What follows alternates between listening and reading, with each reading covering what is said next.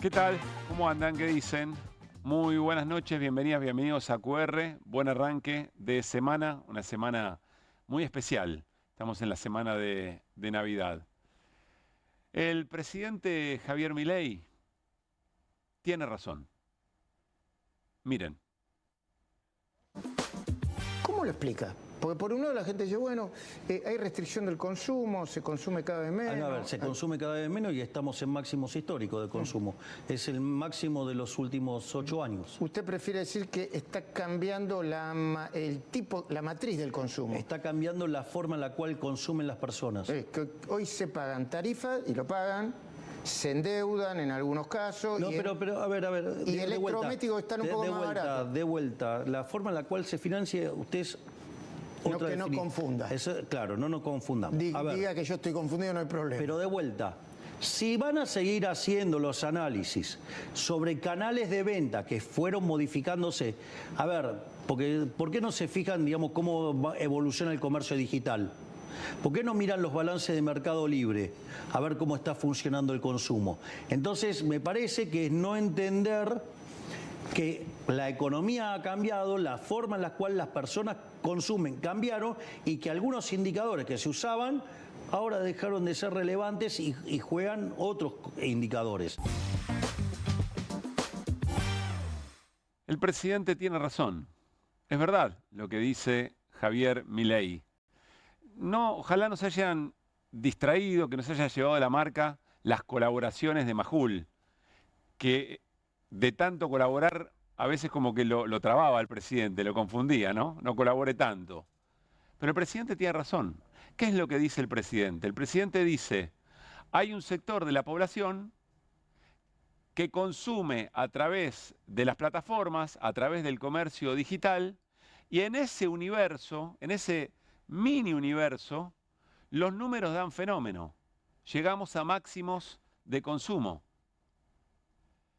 El problema es qué es lo que se consume y quién consume en ese universo. Por eso hoy vamos a ir desplegando la idea del país chiquito que quiere el gobierno.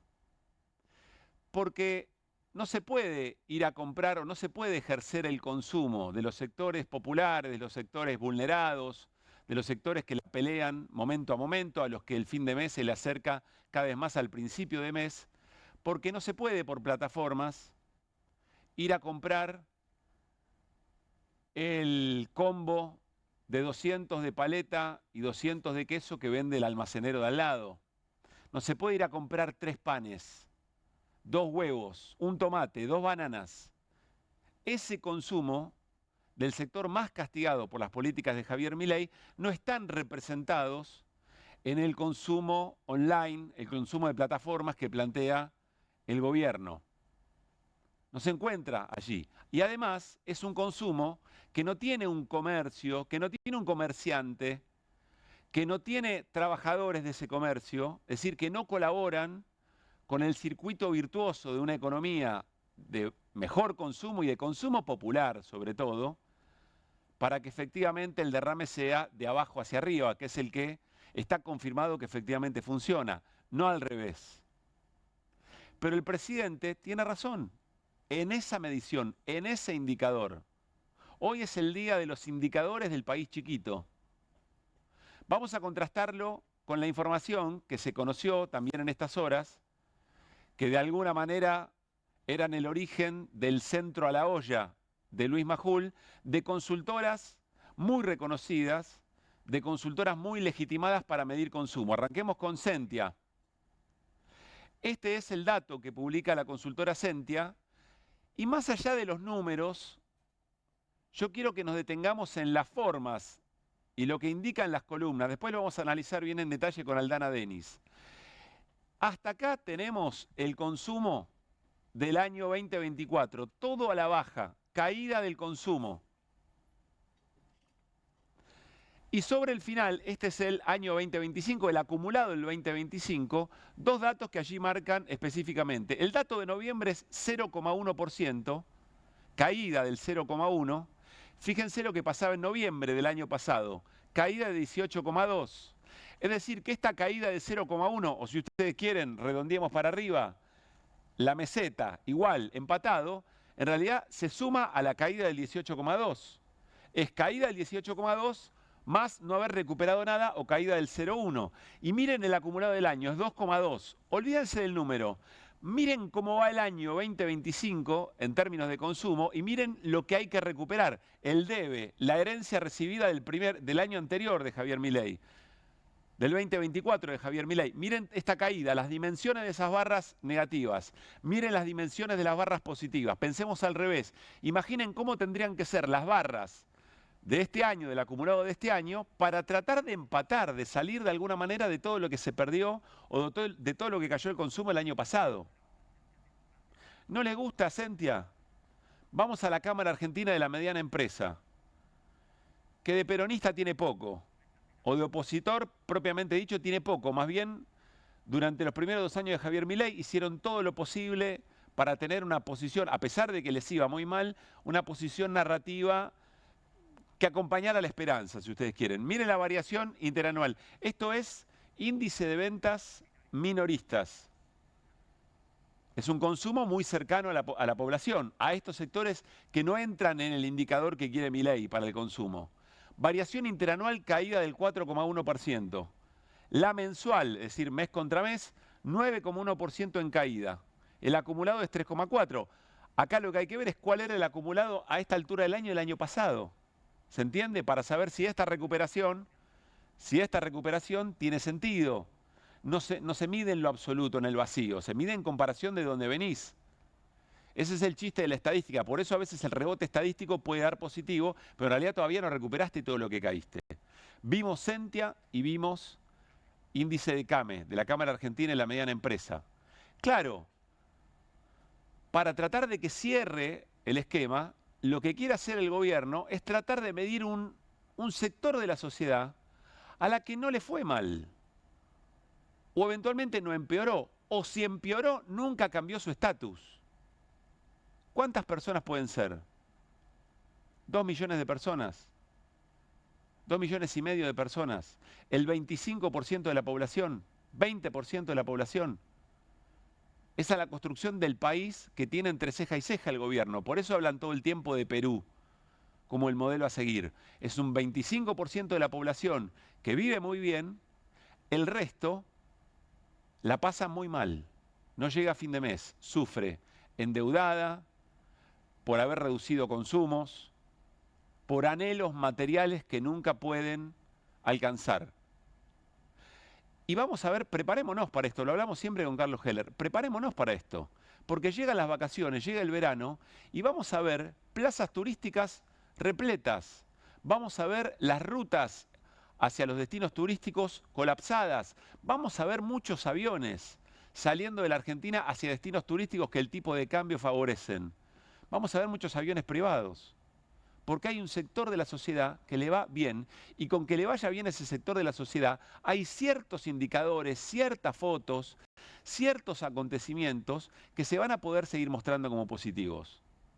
La pregunta es, ¿qué nivel de país o qué tamaño de país está pensando el gobierno? Por eso el gobierno tiene entre ceja y ceja, tiene en mente un país chiquito, una Argentina chiquita. Y para esa Argentina chiquita necesita indicadores que le garanticen efectivamente esa narrativa. Por eso el gobierno quiere cambiar, o el presidente se esmera en hacernos creer que los indicadores son distintos porque los canales de consumo o los patrones de consumo cambiaron. Insisto, la carnaza no se puede ir a comprar a Pedido Ya o a Mercado Libre. Hablando de turismo, hoy la gran Pichichi, diría Esteban Paulón, el diputado nacional. Porque miren esta noticia. Polémica por las cifras de turismo extranjero.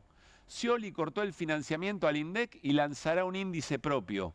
En desacuerdo con la medición oficial, la Secretaría de Turismo suspendió un presupuesto de 600 millones de pesos hacia el organismo estadístico, cuestiona la falta de detalles sobre los gastos de visitantes en la Argentina.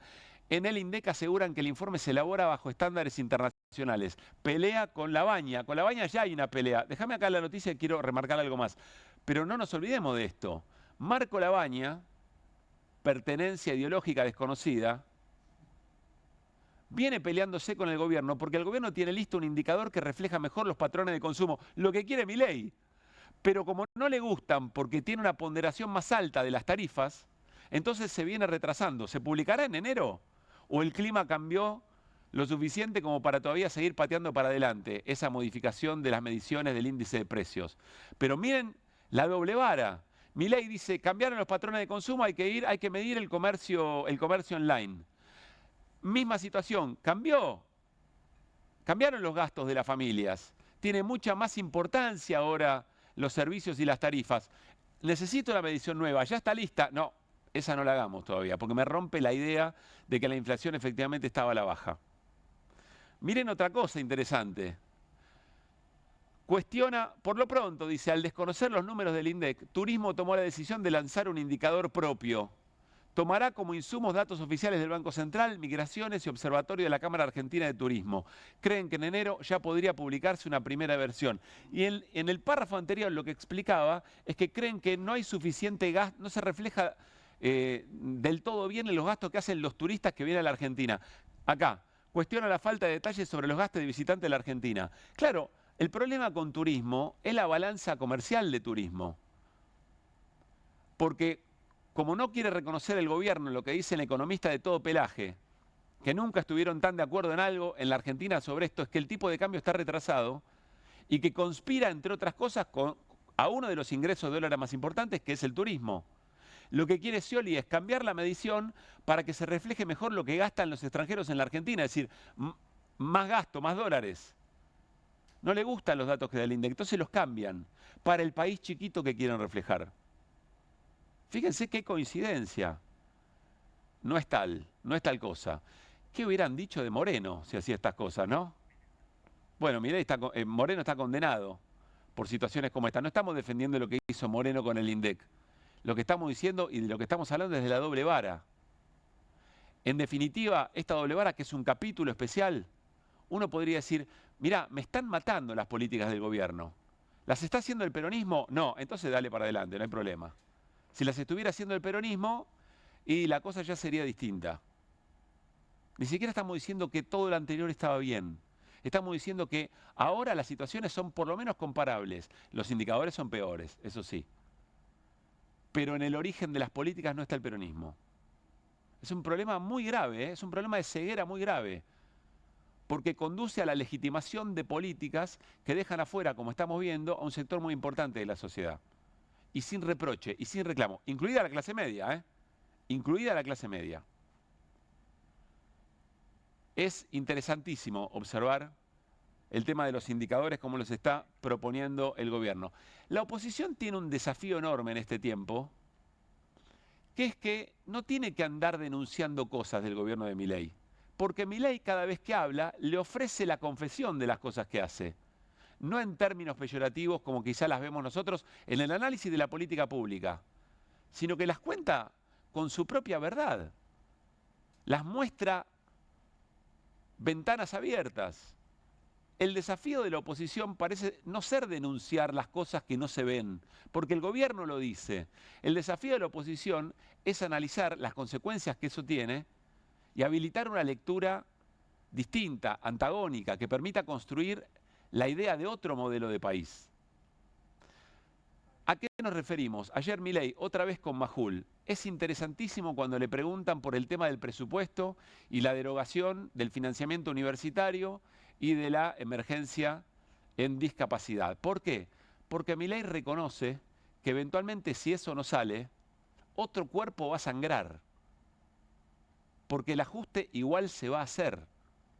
Y dice algo sobre el final, una frase espectacular, sobre la que también podríamos decir, el presidente tiene razón, el presidente dice verdad, estamos de acuerdo con el presidente.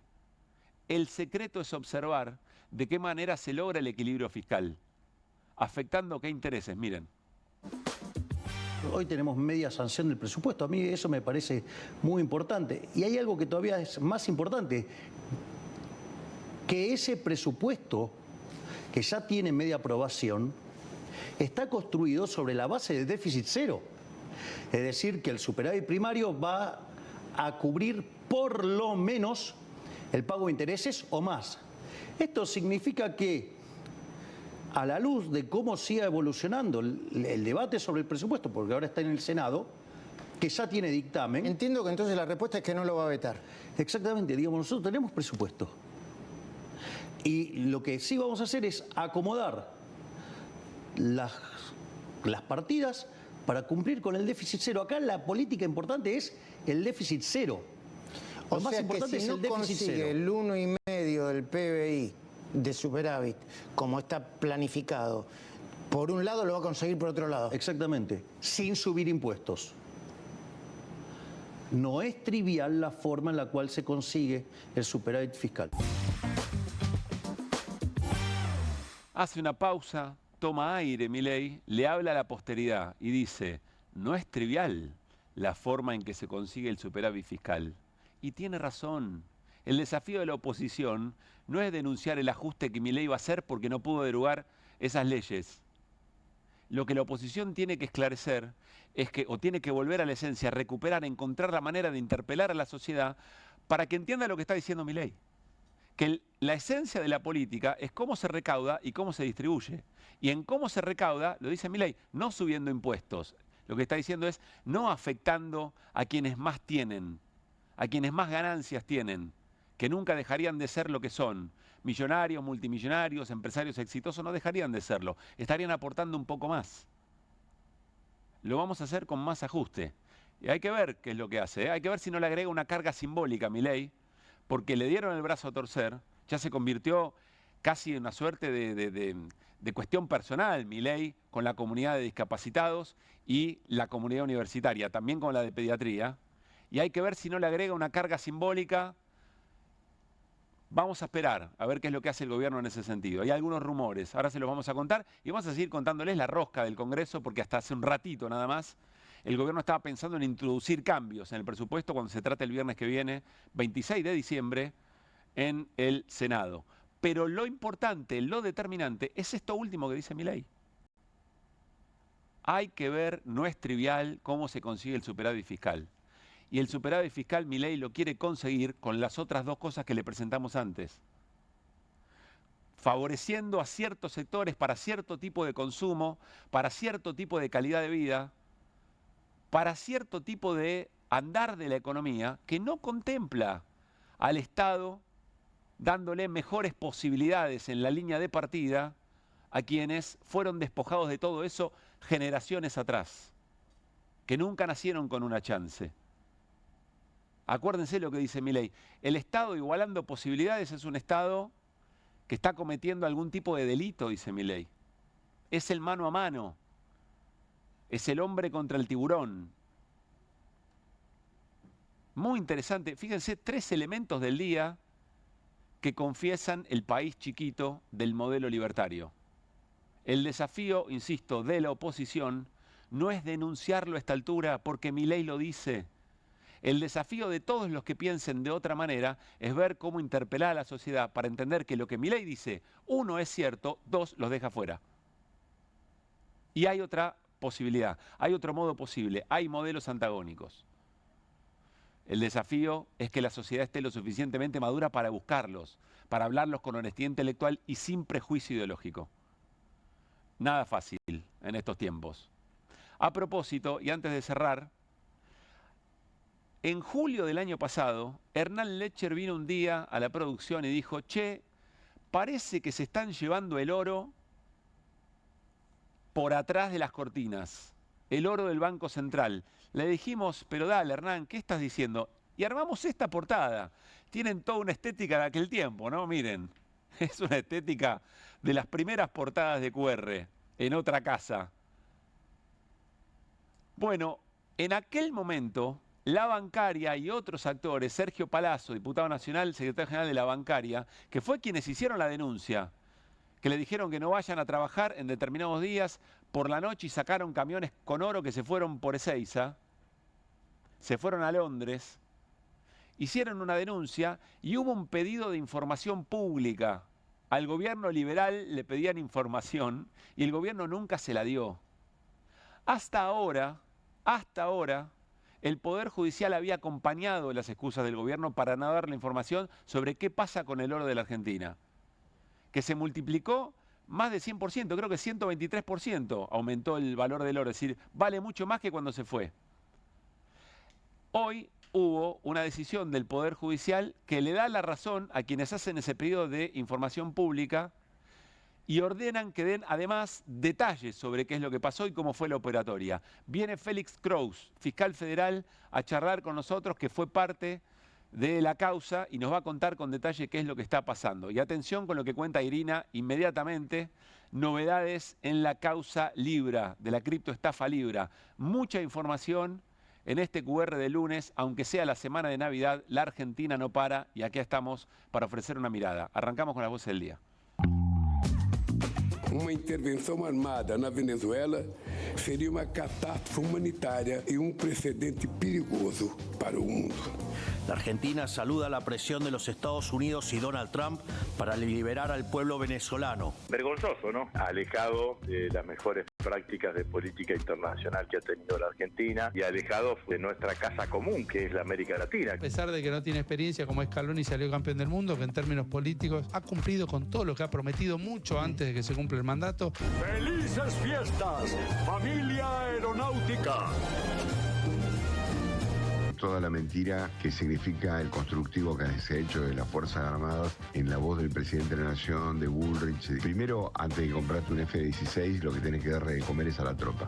Se consume cada vez menos. A ver, se consume cada vez menos y estamos en máximos históricos de consumo. ¿Por qué no se fijan, digamos, cómo evoluciona el comercio digital? Años anteriores era para electrodomésticos, todo lo que es cuotas. Ahora ya es para el súper. De hecho, me estoy yendo a comprar comida para almorzar en el laburo y voy a tarjetear. Me pareció tan bajo y miserable lo que me hizo aquel empleador que le hice juicio. Y Milei le hizo juicio a su empleador. Cobró una indemnización finalmente. Esto de que él lo hace a título personal no existe cuando sos presidente. Utiliza el aparato del Estado como una forma de acallar la libertad de expresión. Lo único que le va mal es con el agua, porque cuando van a las marchas los bañan, sí, si los tiran de los aviones no saben nadar, y si se tiran en algún lado ahí por el sur, también se ahogan. También. Los cucas no son waterproof. Hay que mirarlo como un paso adelante, en el marco de la velocidad que le imprime el presidente a las reformas en la República Argentina. Quisiéramos que todo fuera mañana, pero hay tiempos también, ¿no? Me dio toda la sensación de que más allá de la gira que hizo Santilli, diría al gobernador de la provincia de Salta, el poncho no aparecía, ¿no? Modificación lo que estamos pidiendo es que se cumpla la ley de emergencia en discapacidad ya. Es una universidad pública, tuya, mía y del hijo de la hija del vecino, el hospital público también. Bueno, me parece que efectivamente quieren destruir esa idea de lo común. Que me apena que haya tanta desinformación y me apena eso, como que hay gente que, no importa, quiero el cambio y dale para adelante y tipo es re grave.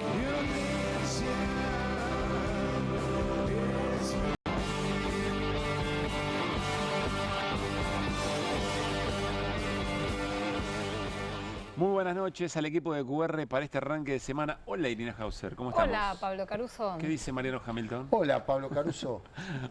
Hola Aldana Denis. Hola Pablo. Ahí está, no podía faltar, muy bien. Bueno. Rompiste. Sí, rompió el no dijo Caruso, muy bien, no dijo Caruso. Bueno, che, denle kilómetros de aire, ya va a llegar. Bueno, quiero decirles que las comunidades afectadas por las decisiones del gobierno y sobre todo saber si va a insistir con la derogación de las leyes de financiamiento universitario y emergencia en discapacidad, están muy atentas. Vamos a hablar con Lola Bertet, actriz, mamá de un niño con espectro autista, y nos van a contar todo lo que hicieron para tratar de conectarse con legisladores y legisladoras y darles conciencia, meterle presión, digamos. Y hoy hubo una movilización muy importante de ciencia y tecnología, donde siempre la comunidad universitaria está metida, y la duda sobre si va a comenzar el primer cuatrimestre del ciclo 2026. Vamos a hablar con Willy Durán, que es decano de Exactas. Bueno, ¿qué decías, Mariano, de lo de Scioli? Un gran Scioli, sobre la medición de la confrontación con el INDEC, vos leíste un párrafo que estaba muy bien, a ver si lo podemos recuperar. El extracto. El extractito ese. Ahí está, mirá. Por lo pronto, al desconocer los números del INDEC, Turismo tomó la decisión de lanzar un indicador propio. Hasta ahí vamos bien. Tomará como insumo datos oficiales del Banco Central, Migraciones y el Observatorio de la Cámara Argentina de Turismo. Ahora viene el dato. Creen que en enero ya podrá publicarse una primera versión. No que se van a publicar los datos, se va a publicar una información fidedigna. No. una versión. Tiramos una versión y a ver cómo sale. Vamos a ver qué pasa. Y vamos viendo. La tiramos y vemos qué pasa. Claro. Pero justo en enero, digamos, ¿no? En el que es uno de los meses más importantes. Una versión. Es increíble. Cuando se habla de estadística, bueno, tirás versiones, tirás hechos, datos. Está muy bien la observación. Solo dar información. Hasta hace un rato nada más el gobierno insistía con la posibilidad de ver si podía algunas cosas del capítulo 11 que quedaron afuera en el presupuesto 2026 con media sanción de diputados, a ver si las podían incluir. E insisto, hace un rato nada más le terminaron de confirmar al gobierno y a toda la mesa política, sobre todo Patricia Bullrich, que fue la que hizo las consultas, que no hay posibilidad de eso porque los aliados o los que van y vienen, digamos gobernadores, diputados y diputadas, senadores y senadoras en este caso, incluso hasta le decían, che, pero mirá que si abrís se te pueden colar otras modificaciones, que por ahí al gobierno no le gusta, sobre todo pensando en el tema de presupuesto educativo, las escuelas, los fondos de escuelas técnicas, etcétera, etcétera.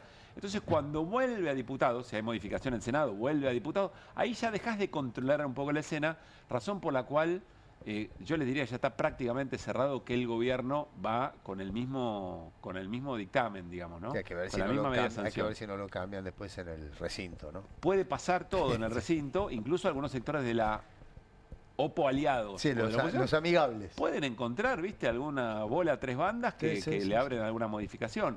Así que hay que ver, porque como decía también el otro día Carlos, con esa mirada de la experiencia que le da tantos años en la Cámara, lo que ocurrió es que cambió el momento. Es decir, hay algo en el aura del propio gobierno, si vos querés hasta de la correlación de fuerzas, que le cambió. Y hay que ver qué es lo que pasa y cómo se escriben las historias a partir de ahora. Carlos se refería al clima. Al clima, sí. Que había un clima de triunfalismo, euforia en el gobierno que hacía que creían que se iban que hacemos lo que se nos canta, le vamos a dar vuelta a todo. Sí. Y que eso en el Congreso quedó claro que el clima estaba un poco más resquebrajado de lo que se esperaba. Para mi gusto, se está haciendo demasiado hincapié en las impericias del gobierno.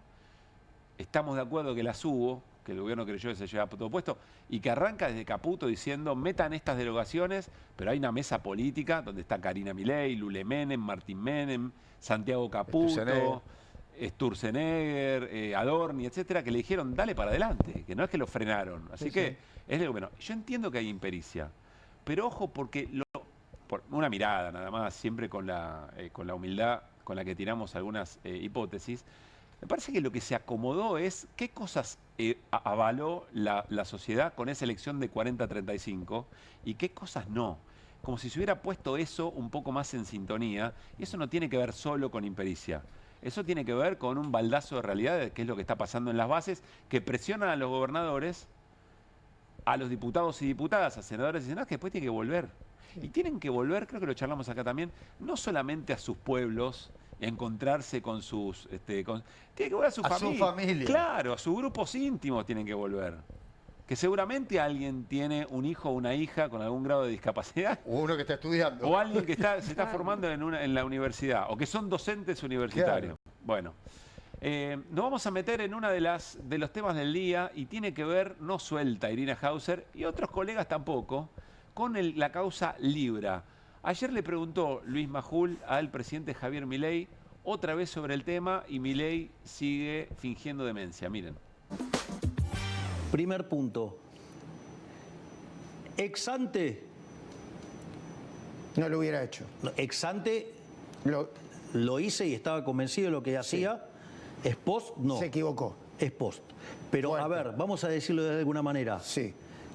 En Estados Unidos le acaban de liberar todo el embargo a Davis, con lo cual no hubo estafa, no hubo criptoestafa, ninguna de las cosas que dice la política. Y todas las cosas que yo dije son como yo dije. Es decir, porque de vuelta era un mercado muy particular, ¿sí? Donde los que entraban sabían a lo que entraban, ¿sí? Digamos, y tomaron un riesgo. Y tomaron un riesgo acorde a eso. Entonces usted, digamos, toma una decisión y después no se puede, digamos, se tiene que hacer cargo de los costos. No, pero quiero seguir. Entonces no hubo estafa porque la gente entró voluntariamente y además no hubo ningún tipo de estafa. De hecho, en Estados Unidos, digamos, justamente no hay estafa. Entiendo. Y le liberaron los fondos, porque si no le hubieran liberado los fondos. O sea, ahora Eso estamos significa esperando... que no lo consideran culpable, por lo menos. Exactamente. Ahora, hay un tema no menor. Bueno, pero de hecho, la SEC también había dicho que no había estafa. Es más, que ni siquiera eran considerados activos por la poca profundidad y por las pocas personas que participaban. Y que además los que entraban sabían muy bien a dónde entraban. No es que ahí, digamos, la gente no sabía... Entonces, lo que quiero decir es, ojo, porque en Estados Unidos esto ya está resuelto. ¿Y qué? Bueno, falta que lo defina la justicia argentina. Muchas cosas para decir. Queremos escucharla a Irina. Qué difícil no distraerse con las colaboraciones de Luis Majul. No, Es muy no. difícil. Le completa todas las respuestas, ¿viste? Sí. Por las dudas. Y No sea cosa que le diga algo Pero lo confunde. inesperado. Pero lo confunde. Sí, además lo porque confunde. él lo saca y él dice, no, pará, quiero seguir. No, pará, no, esto que me está Y eso diciendo. que no vimos las intervenciones de Caputo. Acá está bien Claro. editado y no se filtró nada. Claro, porque encima está grabado. Bueno, a ver, Irina, ¿por dónde arrancarías? Quiero decir dos cuestiones sobre lo que expresa Milei. La primera cuestión es que en Estados Unidos no está cerrada la causa, eso no es real, no está terminada la historia. Hubo un levantamiento de embargo, eso es real, pero la causa continúa, va a haber más audiencias y además en Estados Unidos no se lo juzga a Javier Milei. Eso es fundamental. Él está hablando como si en Estados Unidos se lo juzgara a él. No, en Estados Unidos se juzga a un señor que se llama Hayden Davis, un empresario que fue el creador de Libra, a algunos colaboradores de la creación de este token, y donde se verá si existió se considera que existió alguna clase de estafa. Acá se lo juzga a Javier Milei. O se lo debería juzgar, o se supone que se lo está investigando. Entonces, él dice, es un tema cerrado. Perdón, y no solamente por el espíritu de la acción, sino también por su participación como presidente, aún si hubiera sido un negocio legítimo. Es que eso es lo segundo que te quería decir. De lo que él no habla, él está todo el tiempo diciendo, bueno, que se joroben los que invirtieron. Ellos sabían a dónde se metían.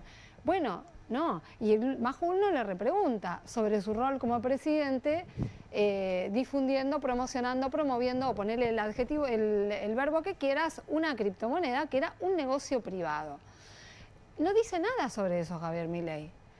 O sea, en Argentina y probablemente en el resto del mundo, quienes están atentos al mercado cripto, se enteraron de la existencia de Libra públicamente por el presidente Milei. Porque además la gracia de que fuera Milei quien pusiera un tuit es que es la forma de dar confiabilidad alrededor del lanzamiento de una criptomoneda. Y vamos a algo que estaban diciendo ustedes recién mientras escuchábamos a Milei.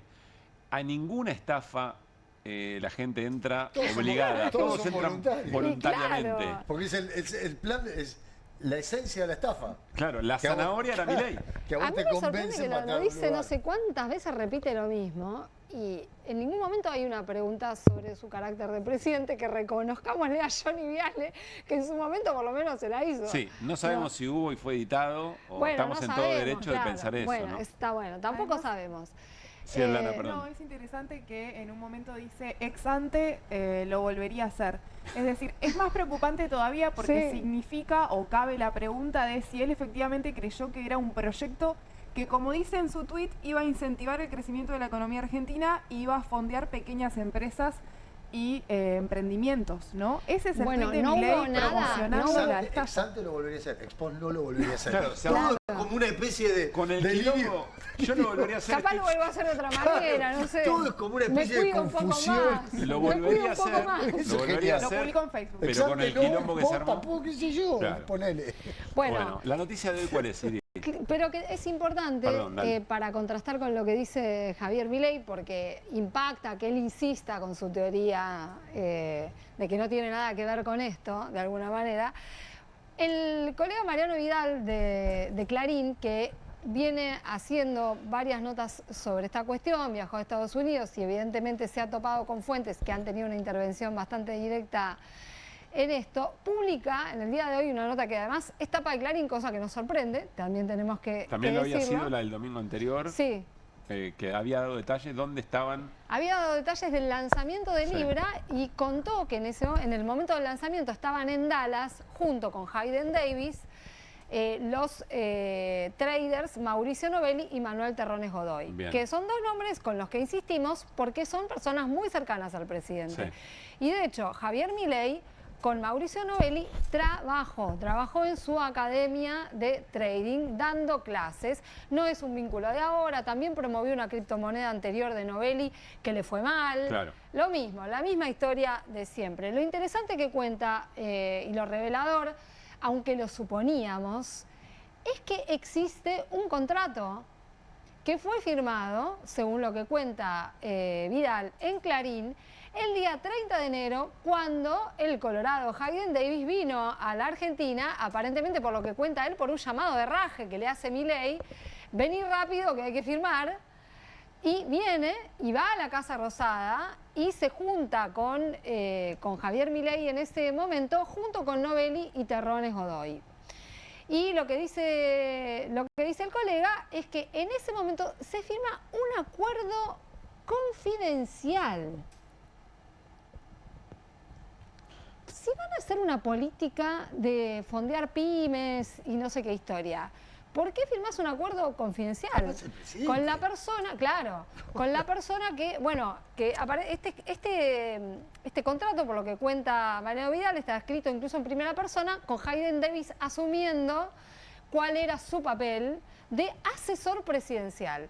¿Se acuerdan que él, incluso en una entrevista que le hacen después que se desploma la criptomoneda, él dice, yo estaba asesorando a Milei, habíamos hecho un acuerdo? Bueno, lo que cuenta Vidal es que este acuerdo estaba escrito, que se comprometieron a trabajar juntos para la aplicación de smart contracts con contratos inteligentes en Argentina, registro y almacenamiento seguro de documentos oficiales mediante blockchain, proyectos relacionados con blockchain e inteligencia artificial, y creación de programas formativos destinados a funcionarios públicos. Esto es lo que figura en ese supuesto papel. Antes de seguir con eso, dos cosas. Primero, ¿por qué la confidencialidad? Pero además, si se firma un contrato de esas características, invalida lo que Milei dijo, que él vio, que se enteró, que no se sabe cómo, de la existencia de esto y que ahí le gustó y por eso lo posteó. Esto invalida toda la palabra. De premeditación, digamos. Claro, esto invalida todo lo que dijo Milei, pero además nosotros venimos diciendo, pasaron muchas cosas antes del 30 de enero que dan cuenta de que este vínculo venía creciendo, ¿no? El vínculo entre Hayden Davis y Javier Milei a través de Mauricio Novelli y Terrones Godoy. Ahora, el contrato del 30 de enero, 15 días antes del lanzamiento de Libra, ¿no? Que acá no dice Libra, pero es obvio que estaban negociando eso, porque además lo deslizan Terrones Godoy y Novelli en un escrito que presentaron hace tiempo ya en la justicia. Bueno, se trataba de eso también y de que la propuesta de Davis era lo que llaman tokenizar la economía argentina. Quería incluso crear un banco cripto acá en la Argentina, cosa que también ya contamos, lo ratifica Mariano Vidal en Clarín. ¿Dónde empieza este vínculo? Porque yo digo, hay una historia atrás de esto. Esto no empezó el 30 de enero. Es obvio que pasaron muchas cosas antes, que fue un vínculo que se fue afianzando. Esto lo recuerda Sabrina Selva, la diputada que fue parte de la Comisión Libra, hoy en un tuit muy detallado. El 16 de julio del año pasado empieza a fortalecerse esta relación. A las 15:06 nace ese vínculo formal del gobierno con los empresarios cripto cuando Novelli y Terrones Godoy acompañan a Davis a la Casa Rosada, autorizados por Karina Milei. Fue una visita que hizo Davis de varios días acá a la Argentina, pero ese 16 de julio entra a la Casa Rosada. Este es un momento que es una especie de hito.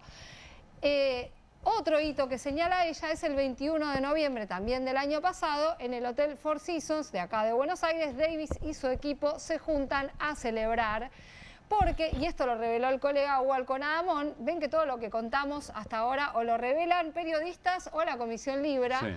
Javier Milei les había firmado todo, eso le cuentan a gente que estaba ahí, ¿no? Hasta ahora no hay testigos de esa situación citados en la causa, nada. Y En representación de Milei, ese acuerdo era un acuerdo para monetizar la imagen del presidente. Monetizar la imagen del presidente, que es lo que se hizo con Libra, ¿no? O sea, darle... Hacer de la imagen del presidente un negocio. Un negocio, exactamente. Y eso lo firma Sergio Morales, que está imputado en la causa y que era asesor de la Comisión Nacional de Valores.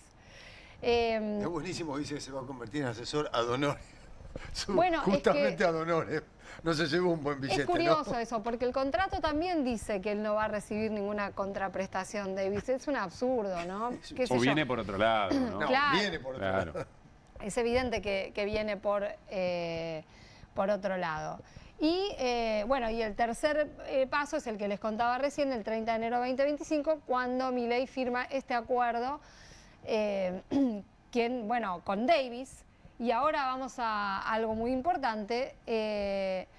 Davis era el CEO en ese momento de la firma Kelsey Ventures, que es la que figura en él como titular y desde la que hace todos sus negocios, una firma que nadie conocía y sobre la que varios programadores y especialistas del sector habían advertido cuando se hizo el Tech Forum, este foro donde también se afianzaron todos estos vínculos el año pasado.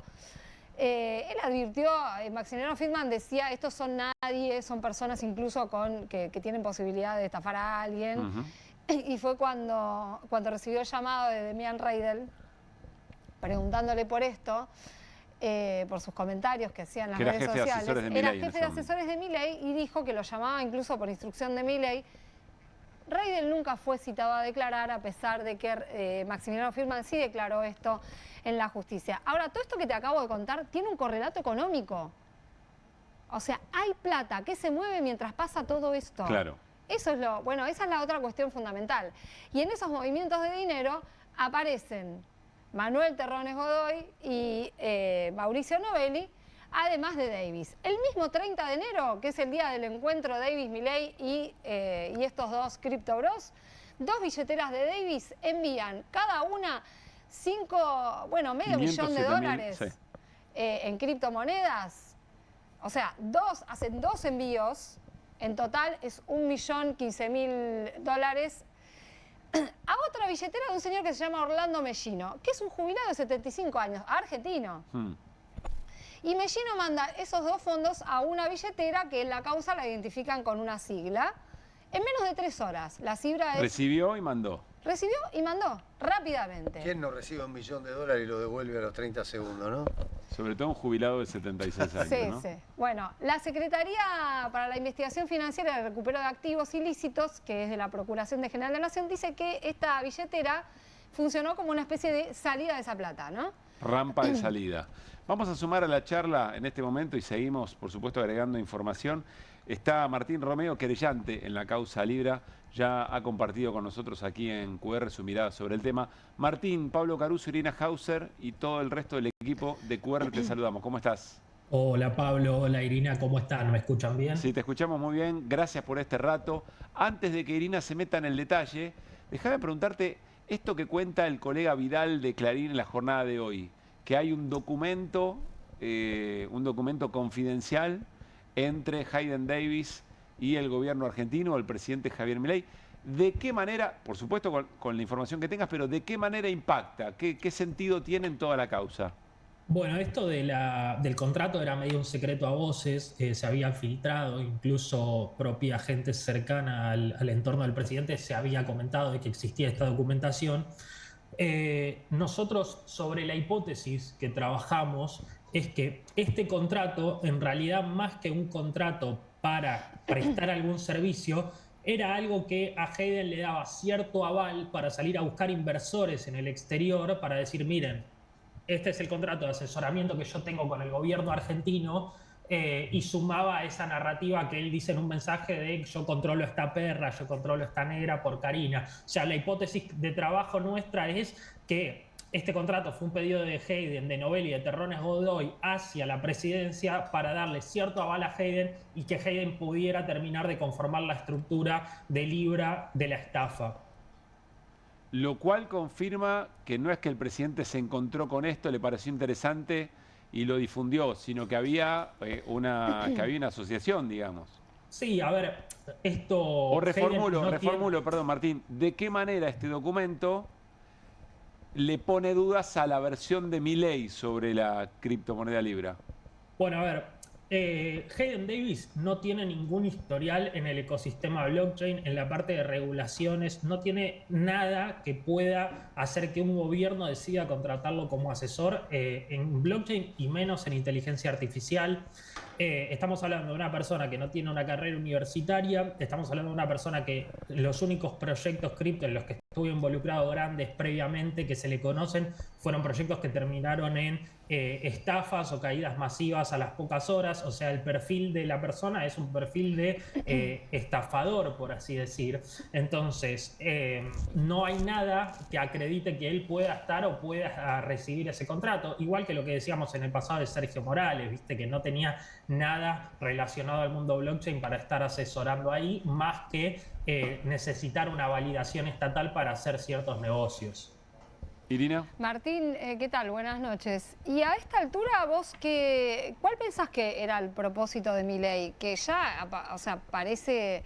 Es muy difícil despegarlo de esta circunstancia. A ver, lo que yo creo es que Milei había hecho en el pasado negocios con Terrones Godoy y con Novelli en el sector cripto que le habían dejado plata rápido y plata fácil que le había podido usar para la política. Ninguno de estos negocios, que terminaron todos mal para los inversores, habían tenido un relevamiento o un impacto fuerte negativo en la imagen de Milei. Mucho tiene que ver con que Milei no era presidente. Entonces, lo que yo creo que acercaron Novelli y Terrones Godoy a través de Hayden fue seguir con este mecanismo de financiamiento para el partido, financiamiento político para Milei a partir de estos negocios turbios y estafas y esquemas del ecosistema cripto. ¿Qué pasó? No midieron que era presidente, no midieron que se les iba a ir de las manos, no midieron que iba a terminar en una estafa de índole mundial. Y algo que quiero agregar es que ayer Milei decía, y así hincapié, que la justicia de Estados Unidos desfrizó, descongeló los fondos de Hayden Davis y dijo que no había estafa. Esto bajo ningún punto de vista es así, o sea, nada más lejano que la realidad. Lo que pasa es lo siguiente, litigar en Estados Unidos es muy caro. Sumado a eso, el estudio que tomó el sponsoreo al principio, que es el estudio de Burswick, no siguió los pasos correctos en las presentaciones de la documentación que tenía que presentar y en empujar los trámites judiciales como los debía empujar. Sí, una cuestión formal. Sí, ante la falta de presentación en tiempo y forma de cierta documentación por parte de Burswick, la justicia de Estados Unidos decide descongelar los fondos de Hayden Davis porque la querella, en ese caso, la defensa no presentó los documentos necesarios para que esos fondos queden congelados, pero de ninguna manera o cerró la investigación o falló de que no había estafa. Simplemente quedó a la espera de que o Burswick avance o que algún otro estudio quiera tomar la posta del caso. A nosotros nos llamaron dos exfiscales de Nueva York, Arlo y Trenor, que de hecho está publicado en Reuters, que estaban trabajando con nosotros, y nos ofrecieron hacernos cargo del caso también en Estados Unidos. Ellos iban a hacer el sponsoreo y poner todo el engranaje legal allá, y nosotros auspiciaríamos la parte técnica y parte de los querellantes. A lo que nosotros dijimos que nos preferíamos litigar acá, porque queremos que Libra sea el origen y cambien ciertas cosas, no pasa por un tema meramente económico, pero bajo ningún punto de vista se falló que no hubo estafa, simplemente se descongelaron los fondos porque el estudio de Max Burswick, que fue el primero en tomar la posta de la defensa y el que quedó como cabeza, no presentó la documentación en tiempo y forma, y la justicia obviamente, ante la falta de esta documentación, no avanzó. Pero la causa en Estados Unidos sigue abierta y va a continuar la investigación. Obviamente sería ideal que alguien tome el patrocinio mucho más fuerte de la causa que lo está haciendo Burswick, pero bueno, nada, es muy lejano lo que dice Milei y es una mentira, porque está mintiendo descaradamente diciendo que la justicia falló que no había sido una estafa. Nada más lejano de la realidad. De hecho, la jueza Rochón dice que hay una asociación ilícita. El tema es que la defensa no le está proveyendo la documentación que necesita para avanzar con la causa. Sí, en algún escrito también la jueza dice que habría que ver qué responsabilidad le puede caber a Milei y a su hermana. Lo desliza en alguna de las resoluciones. Yo te quería llevar un poco también a la causa de acá, donde vos sos querellante y donde pediste sacar al fiscal Tayano, pediste que, o sea, lo recusaste, pediste que se aparte. ¿Por qué pedís eso? Porque ¿qué está pasando con la causa acá? Estamos viendo un montón de cosas en los medios, en la Comisión Libra y en la causa. Bueno, a ver, nosotros desde el día 1 teníamos cierta incomodidad con que el fiscal Tayano se haga cargo de la investigación. Primero que nada porque es un fiscal que tuvo muchas causas relacionadas a los poderes de turno y históricamente nunca condenó a un funcionario en funciones de ninguna índole. Eso, bueno, ya habla de cierta tendencia. Eso es una preocupación interna, obviamente no amerita una destitución. Lo que sí, la primera capa fue que los dos hijos de Tayano son funcionarios públicos. Cuando nosotros presentamos esta primera preocupación en los medios, uno de sus hijos renuncia y se va a trabajar a una empresa que hace inteligencia financiera de Estados Unidos. El otro hijo sigue trabajando en el Poder Judicial y de hecho tiene otra causa contra Cristian Ritondo, que es una persona del círculo de Milei que tampoco está avanzando. Sumado a eso, Tayano, mediante distintos escritos durante toda la causa, se ha contradecido. Y aparte de eso, vemos reiteradamente cómo la investigación avanza mucho más fuerte en los medios y en la comisión investigadora. El informe de la comisión investigadora todavía Tayano no lo agregó a la causa. Estamos a 2 meses que ya terminó la comisión. Y no lo agrega porque él lo podría agregar de oficio, no lo hace, y cada vez que Martín Menem lo tiene que girar, encuentra algún fallo en el informe final, como que falta una firma, falta esto, falta lo otro, y lo demora. Sumado a eso, en 1 mes y medio se van a cumplir 1 año del inicio de la causa. No hay ninguna persona citada indagatoria, ¿sí? Recién... la semana pasada le pidió a la madre de Terrones Godoy, de Mauricio Novelli y a la hermana que asignen defensa. O sea, 1 año después, o sea, el avance de Tayano es horroroso. Está haciendo más avances el periodismo con muchos menos recursos que una fiscalía federal que lo que hace Tayano. Y cada vez que Tayano pone una línea de investigación sobre la mesa y nosotros la queremos profundizar, deja de contestar los escritos. Todos los escritos de la defensa, todos, esto es algo totalmente imparcial que nosotros presentamos. Todos los escritos de la defensa están contestados en un plazo máximo de 10 días. Nosotros tenemos más de 20 escritos que no están contestados y llevan capaz 6 o 7 meses presentados en el expediente. Martín, te quiero hacer una última pregunta. Vuelvo a lo que ayer Milei le dijo a Majul. Dice Milei, ¿cómo va a ser una estafa si todos los que entraron voluntariamente? ¿Sobre esto qué hay para decir? Bueno, eso no tiene nada que ver, porque si no, un esquema Ponzi no sería una estafa. O sea, ¿no? O vos entras en un esquema Ponzi porque te venden rentabilidades horrorosas y después el que hizo el esquema te dice, no, bueno, él entró voluntariamente. O sea, justamente la estafa como tal es manipular la percepción sobre un activo, sobre un elemento, sobre una inversión del damnificado para poderle drenar o sacar fondos. O sea, exactamente eso es una estafa, porque, a ver, nadie entra voluntariamente en una estafa. Lo del presidente... Y yo lo digo, yo siempre lo dije en la cámara, seguramente lo dije en el programa. Yo al principio estaba a favor del gobierno de Milei, si bien no lo voté, hubiera sido mi voto predilecto en caso de estar en Argentina cuando fueron las elecciones. Y es tremendo cómo tiene un modus operandi muy reiterativo Milei, que es que cuando se da cuenta que el común denominador de la gente no entiende sobre un tema, como puede ser lo de Landis o como puede ser lo de Libra, dice cualquier mamarracho para la tribuna, todo mentira, y como si nada. Entonces, ¿por qué? Porque sabe que la gente capaz de blockchain o de cripto no entiende, pero todo lo que dice ayer en la entrevista con Majul no solamente es un error, sino que es mentira. Él dice que la justicia de Estados Unidos falló, que no era una estafa. La justicia de Estados Unidos está lejísimos de un fallo. Dijo que la SEC dijo que no era una estafa. La SEC no dijo que no era una estafa, dijo solamente que no era un commodity ni un activo, que eso no tiene nada que ver. Que por eso no iban a profundizar la investigación, pero nada tiene que ver con que no sea una estafa. Dice que no es una estafa porque la gente entró voluntariamente, cuando justamente eso es parte de una estafa, ¿no? Modificar o tratar de manipular la percepción de una persona para que invierta en tu estafa. Entonces, todo lo que él dice ayer en la entrevista de Majul, que yo la vi, no es un error de concepción, porque yo estoy seguro de que Milei no es una persona con falta de capacidad, sino que es simplemente una mentira porque sabe que mucha gente no entiende bien del tema y vuelve a hacer eso, vuelve a estafar a la gente tratando de cambiar su percepción sobre algo usando mentiras. Martín, cuando estés, si estás en Argentina en las próximas elecciones y se presenta Milei, ¿lo votás? No, obviamente, bajo ningún punto de vista. Abrazo grande, Martín, gracias como siempre. Un saludo, hasta luego. Que esté muy bien, Martín Romeo. Vamos a seguir, Iri, con este tema, por supuesto. Cambiamos de tema, nos vamos metiendo en las comunidades que siguen resistiendo el ajuste de Milei.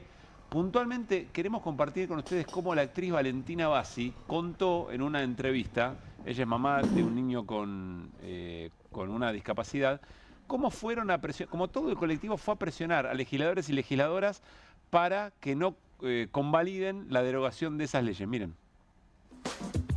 Lo que pasó el martes es que ya no había tiempo de nada, o sea, era ya, la metía por la ventana ya, entonces empezamos a llamar por teléfono.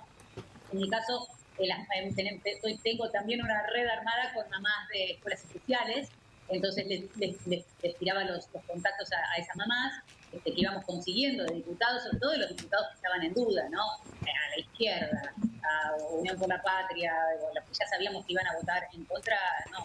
Pero Provincias Unidas, el Norte, Salta, ¿Cuál fue el intercambio más duro que tuviste en esas horas? ¿Cuál fue el intercambio más duro que tuviste en esas horas? ¿Con qué diputado, con qué provincia? Lo que más me molestó es los que no me contestaron. Los que no me contestaron los ametrallé a mensajes. Porque, sí, contestame, sos diputado, o sea, contestame el mensaje. Eso me enojaba bastante. Yo imagino que deben tener los celulares colapsados. No me importa, yo no soy diputada ni lo quiero ser. Vos sos diputado, tenés que contestar o tener uno de los 80 asesores que tiene cada uno para que esté pendiente de la familia, que estamos desoladas con que se derogue de un plumazo la ley de emergencia tan peleada, tan luchada y tan conseguida. Quiero poner un poco en contexto. Hola Valentina, ¿cómo estás? Paula te saluda. Porque a mí me llega el dato a la madrugada. Dice, che, averigua porque se están comiendo una apretada de los colectivos de familiares de personas con discapacidad, incluida Valentina Bassi, que lo está apurando a Jaldo, que este va a ser el dato de la noche. Contanos un poco de eso. No, por eso arranqué diciendo que realmente lo que me enoja es el que no me contesta. Claro. Jaldo me contestó. ¿Qué dijo Jaldo? Pará, vamos ahí. ¿Qué le pusiste y qué te dijo? No, al principio le decíamos, porque aparte iban 80, por ejemplo, era votar en contra del artículo 75-76, que tus diputados voten en contra del artículo 75, que era la derogación. Claro. Decían, quédate tranquila. Ahora, cuando se cambió y era el capítulo, teníamos que volver a llamar a todos otra vez y ahora necesitamos que voten contra el capítulo entero. Claro. Quédate tranquila. Entonces yo decía, quédate tranquila no me deja re tranquila. Van a votar todos los diputados en contra de... El quédate tranquilo no me alcanza, le decía Valentina. Me deja re tranquila. Espectacular, porque muestra también muestra varias cosas, pero vamos a charlar antes de seguir hablando a nosotros. Saludamos otra vez a Lola Bertet, conversó con nosotros, creo que repetimos equipo, estaba Mariano, creo que estaba Irina también ese momento, es mamá de un niño con espectro autista. Hola Lola, Pablo Caruso y todo el equipo de QR, te saludamos, ¿cómo estás? Hola Pablo, hola a todos ahí. ¿Cómo andan? Espectacular lo que hicieron, lo que cuenta Valentina en esta nota, porque poner el cuerpo tiene sentido, luchar sirve, ¿no? Totalmente. A veces hay que cambiar las estrategias, pero lo que salió de las entrañas, o sea, que es lo que nos sale también a las madres y a las familias después de casi ya un año de, como decimos siempre con Valentina, con Inés, con Julieta Díaz, que capaz que somos las caras más visibles de esta lucha para darle voz absolutamente a todo el colectivo, de tener que explicar tantas veces el porqué de la ley de emergencia. Y aparte veníamos de un viernes de un poquito de paz cuando sale la sentencia del juez de Campana. Claro. El viernes anterior que respiramos un poco, o sea, pequeñas cositas de avance en esta... Perdón, es la sentencia que le dice al gobierno, aplíquenlo, basta, se acabó, no hay excusas, básicamente. Es la sentencia, sí, que aparte hace que esta ley en este momento esté vigente. O sea, desde el viernes pasado, la ley de emergencia, el gobierno está obligado a cumplirla, cuando la tuvo que cumplir siempre igual, obvio. Claro. Pero esta sentencia fue la última. O sea, ¿se acuerdan que el procurador del Tesoro, que son los abogados de Milei, lo quisieron sacar al juez de Campana, fue toda la Cámara Federal de San Martín, la Cámara Federal de San Martín le dijo a Milei no, que vuelva, porque el juez tiene razón, fue un juez que escuchó a las familias, a los prestadores, y armó todo un amparo colectivo excelente. Ese juez le dijo el viernes a Milei, esta ley se cumple.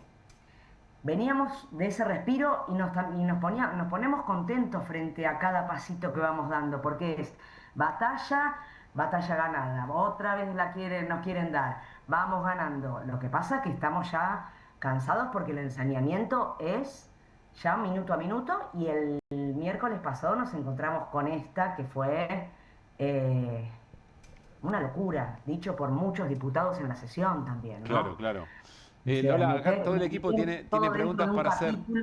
Sí, perdón. Todo el equipo tiene preguntas para hacerte, pero quiero reparar en algo, porque hasta hace un rato el gobierno seguía viendo la posibilidad. La información que tengo es que el dictamen va a ir como salió de diputados, es decir, sin el capítulo 11, sin el artículo 75, que es la derogación.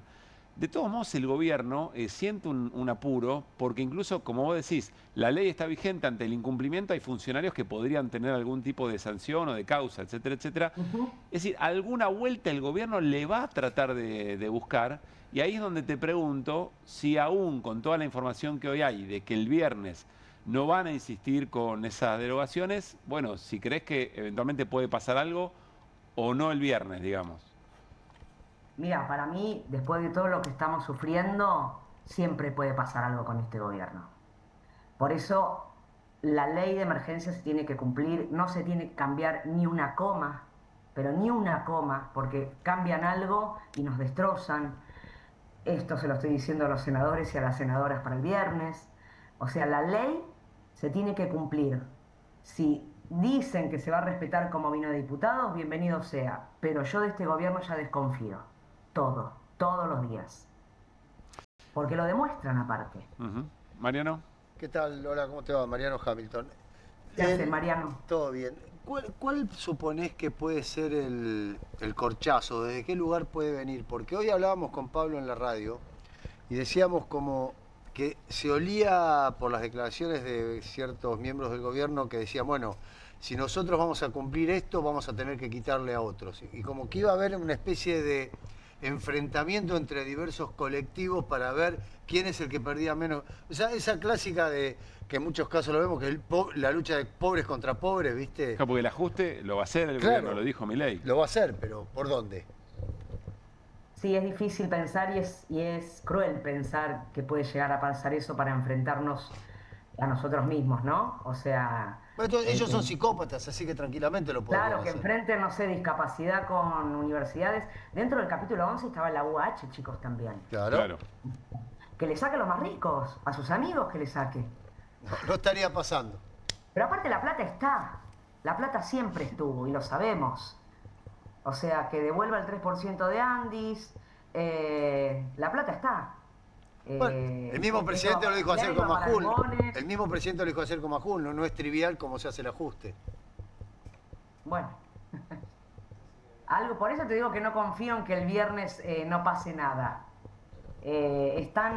Son tan crueles, ampliamente crueles, que nada, hay que estar preparados y preparadas como estuvimos el miércoles, todas las familias, todo el sector de discapacidad, que nos salió esto de mandar los mails, de hacer los llamados.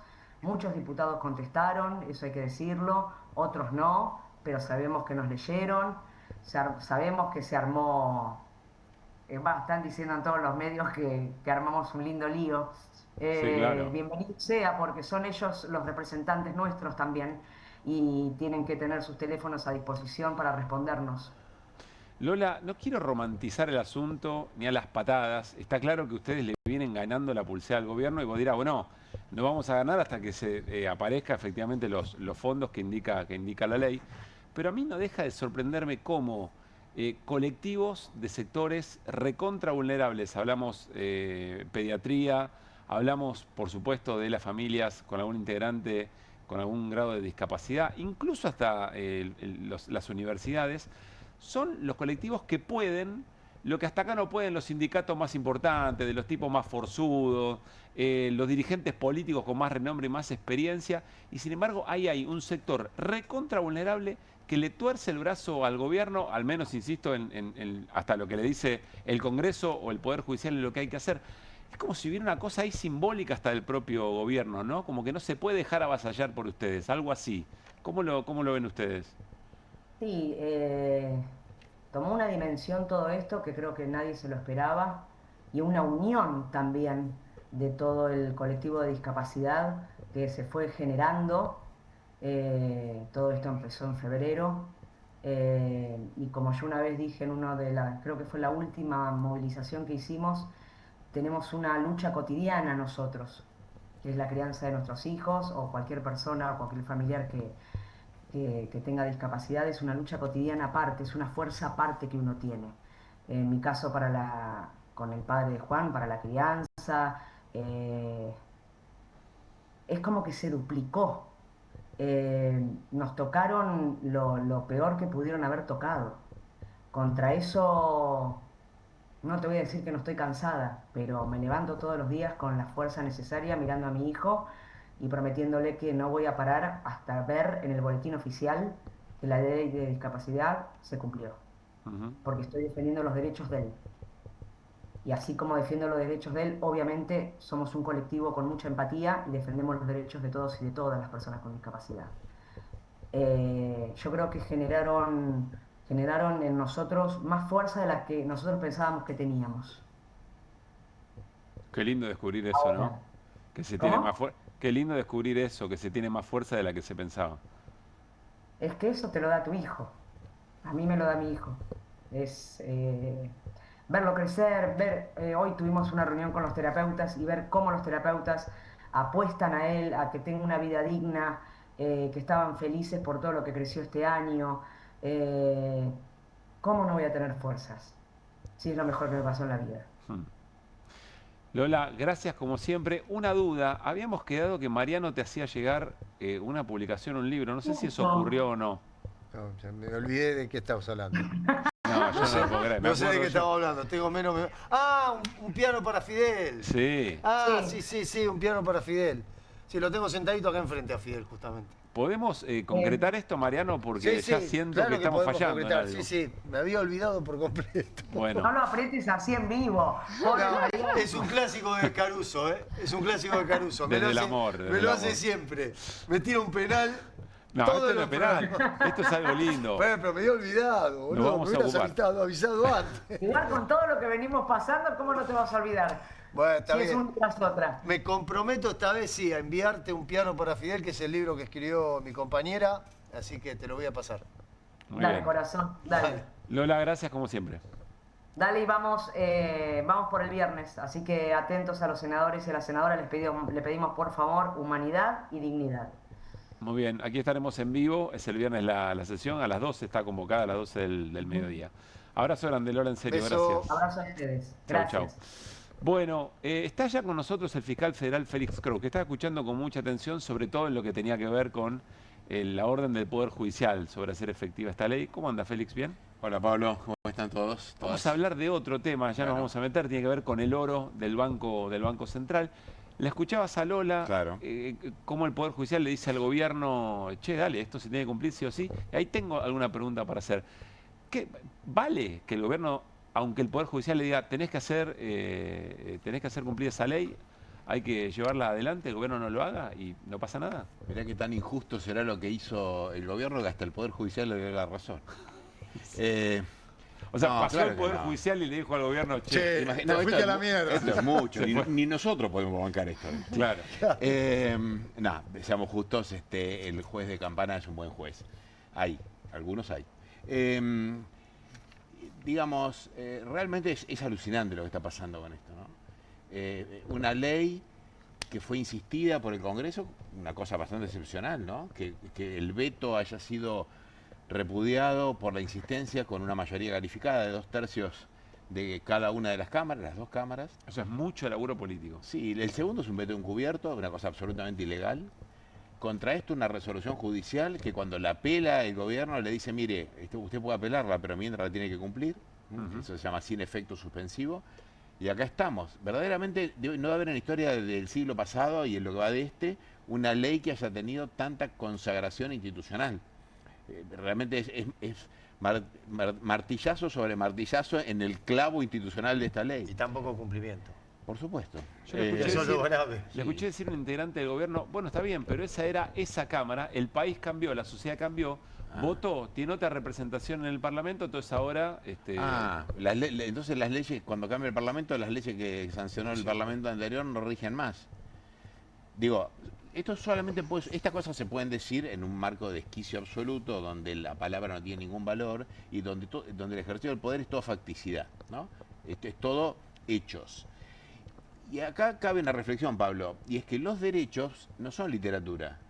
Yo recién escuchaba a Lola y Lola encarnaba con lo que narraba la mejor definición, aunque no sea abogada, gracias a Dios para ella, que los derechos son hijos de la lucha y siempre son actos de prestaciones a favor de quienes la necesitan.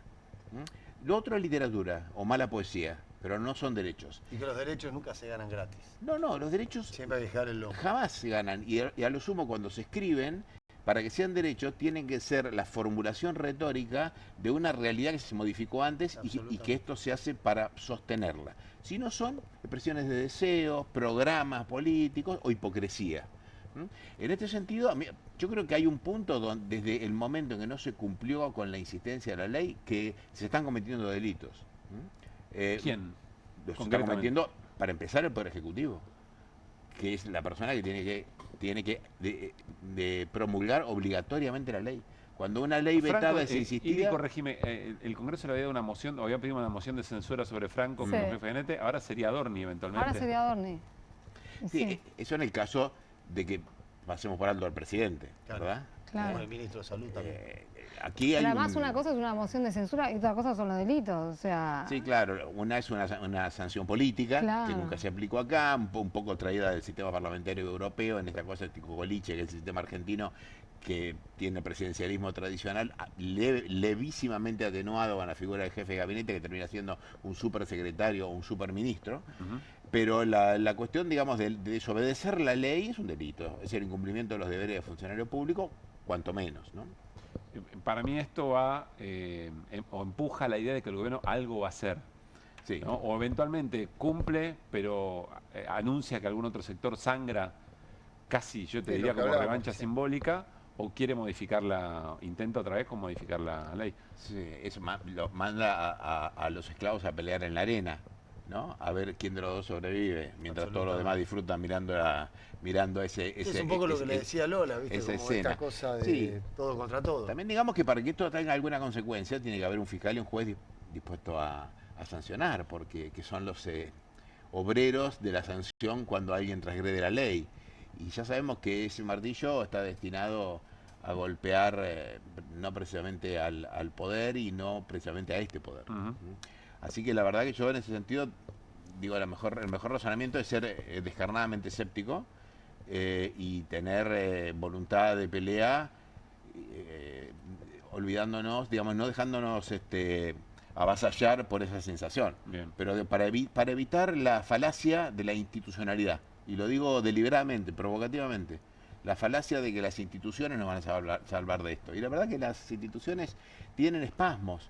1 año y pico llevó un amparo, que es una acción, se llama sumarísima, o sea, rapidísima tiene que ser. 1 año y medio le llevó para decir lo obvio. Amigo, no es usted el dueño del oro del Banco Central. No es que no tiene que decir, además si está generando rentabilidad o si lo usó como una casa de empeño para traerse un repo, esto tiene que estar en las cuentas nacionales, tiene que rendirse ante la Auditoría General de la Nación, el Congreso tiene que aprobar las cuentas nacionales en todos los periodos, no puede ganar plata o perder plata y los argentinos no sepan porque no es su plata, es la plata de todos los argentinos. La deuda es la deuda de todos los argentinos, el oro es el oro de todos los argentinos. Interesante lo que decís, las instituciones serían algo así como una correlación de fuerza, eventualmente. Las instituciones son, me parece a mí, yo escuchaba lo que ustedes decían del Congreso, lo que tuvieron que hacer las chicas y tantos otros, ¿no? Para lograr que los senadores y los diputados, en este caso los diputados, respondan cuando deberían cumplir un mandato, porque no se sabe cómo digamos, son un barrilete sin cola, no sabe para qué lado van a salir a propósito de que hay una ruptura entre del mandato de representación obsceno, ¿no? Yo creo que las instituciones están pasando por un momento de debacle extremo en el sistema liberal en general, porque estamos viendo lo que es el mundo, digamos, el derecho internacional no existe, digamos, capturan barcos en el Caribe, le impiden la orden de ingreso a los fiscales de la Corte Penal Internacional. Lo pasó en Gaza. Digamos, es toda una situación de ruptura del orden jurídico a todos los niveles y en nuestro capítulo nacional las instituciones se han mostrado con ninguna energía para defender el orden jurídico. De modo que esto se disputa en otro lugar. Por esto, Pablo, perdóname que me alargue un poquito, por esto vos bien señalás que sectores ultra vulnerados, como los jubilados, como los ancianos o como las personas con discapacidad, aparecen a la vanguardia simplemente porque no claudican. Porque bueno, la CGT, Chávez, parece un boxeador que hace sombra contra la pared. Parece que boxea, pero no está boxeando. Los diputados parecen una franquicia, ¿viste? Puede cambiar de mano. Hay algunos sectores que han sido coherentes, ¿no? Sí, claro, pero se supone que la coherencia tiene que ser de todos, ¿no? Me encanta que digas vulnerados y no vulnerables a los sectores. Alguien los vulnera, ¿no? No son por naturaleza vulnerables. No, ¿viste? Las palabras definen cosas. Total. Aquí lo que se persigue es que rija lo que se llama la vulnerabilidad aprendida, ¿no? Que los pobres no solamente naturalicen su condición de pobres y de vulnerados, sino que además sientan culpables por serlo. Bueno, afortunadamente todavía hay reflejos en la sociedad argentina en el cual está inscripto en algún lugar, en un subsuelo no sublevado de la patria, pero muy fuerte de la subjetividad de cada una de las personas de los colectivos, de pelear por lo que consideran que les corresponde. No es casual que haya salido el juez de la Corte diciendo, miren, donde hay una necesidad no hay un derecho. ¿Recuerdan? Sí, claro. Claro, sí, por supuesto. Si vos repartís muy mal la riqueza, no va a alcanzar para todo. Si la repartís un poco mejor, donde haya una necesidad, probablemente haya un derecho. Vulnerabilidad aprendida, queda. Ya está. Sí, es un concepto de la psicología norteamericana muy antiguo, que me parece que define muy bien lo que le pasa a la persona que es castigada sistemáticamente y hay un momento que ya incorpora naturalmente esa condición. Yo creo que se busca precisamente que nuestra sociedad naturalice el síndrome del perro apaleado, ¿no? Es que está ahí y que cree que, bueno, ese es su destino. Félix, gracias por involucrarte en esto. Me parece que venía muy bien tu palabra. Vamos a lo que te convocamos. Dale. Hoy conocimos una decisión, tiene que ver con eso que en julio del año pasado Hernán Lecher nos dijo, che, parece que se están llevando el oro medio de querusa, escondidas, a Londres. Y hoy hay una decisión que básicamente dice hacer lugar a la acción interpuesta, ordenar a la parte demandada, Banco Central, que proporciona la información pública requerida por el accionante en las presentaciones efectuadas ante el Banco Central de la República Argentina, están las fechas, o en su caso indique circunstanciadamente y punto por punto la conexión entre determinado aspecto de la información requerida y lo expresado por la parte demandada en torno a que su entrega constituye un peligro para el sistema financiero bancario o podría perjudicar los intereses del Banco Central de la República Argentina. Lo va a traducir Félix Strauss, no se preocupen. Se entiende un poco. Para todos aquí también. Pero sí refiere a esto que yo les decía. Hay un pedido de información pública del diputado nacional Sergio Palazzo como parte de la bancaria, trabajadores y trabajadoras del sistema financiero, creo que algunas otras entidades también, pidiendo sobre qué pasó con el oro que se fue del Banco Central hacia Londres, pero el gobierno no dio ninguna información hasta que hoy el Poder Judicial, un sector del Poder Judicial, otro que se equivoca, diría Félix Strauss, la Cámara dice, bueno, hay que dar esta información. Traducinos un poco lo que está pasando. Primero circunstanciadamente. ¿Qué coño quiere decir circunstanciadamente? Detalladamente. Eso es lo menos complicado que tiene. Para mí no Amarrete fue el fallo, porque en realidad tendría que haber dicho informe directamente, que es lo que pedía el accionante, la bancaria. ¿Cómo se defiende el gobierno? En el gobierno de Macri, durante la gestión de Caputo I, digamos, cuando Caputo era secretario, ¿no? Y después ministro, se sancionó una ley de acceso a la información pública y se creó una agencia de acceso a la información pública, es un ente autárquico que en la estructura de la jefatura de gabinete de ministros, que es la encargada de hacer cumplir la ley de acceso a la información pública cuando los ministerios o cualquier dependencia del Estado es reticente. La ley de información pública lo que hace es hacer operativo un principio que es el de la máxima transparencia, que es natural al sistema republicano. ¿Qué quiere decir? Tiene que haber una excepción muy fundada para que algún acto del poder, del gobierno, no sea público. Y establece que, muy circunstanciadamente, una cantidad de alternativas, seguridad nacional, seguridad financiera, secretos tecnológicos, por los cuales no se puede excusar el Estado de informar. Sí. Acá dijeron lo que dijeron, y lo que el juez le está diciendo es, mire, que fue también la posición que tuvo el accionante, ustedes están dogmáticamente invocando una cantidad de excepciones, pero no están diciendo que tiene que ver con el caso. Claro. El caso, insisto, es el del oro, claro, que se fue de Argentina. Conecte de qué manera decirme dónde está el oro va a generar un perjuicio para la posición argentina en mercados relevantes o la seguridad. Que se lo llevaron a una casa y lo van a ir a robar.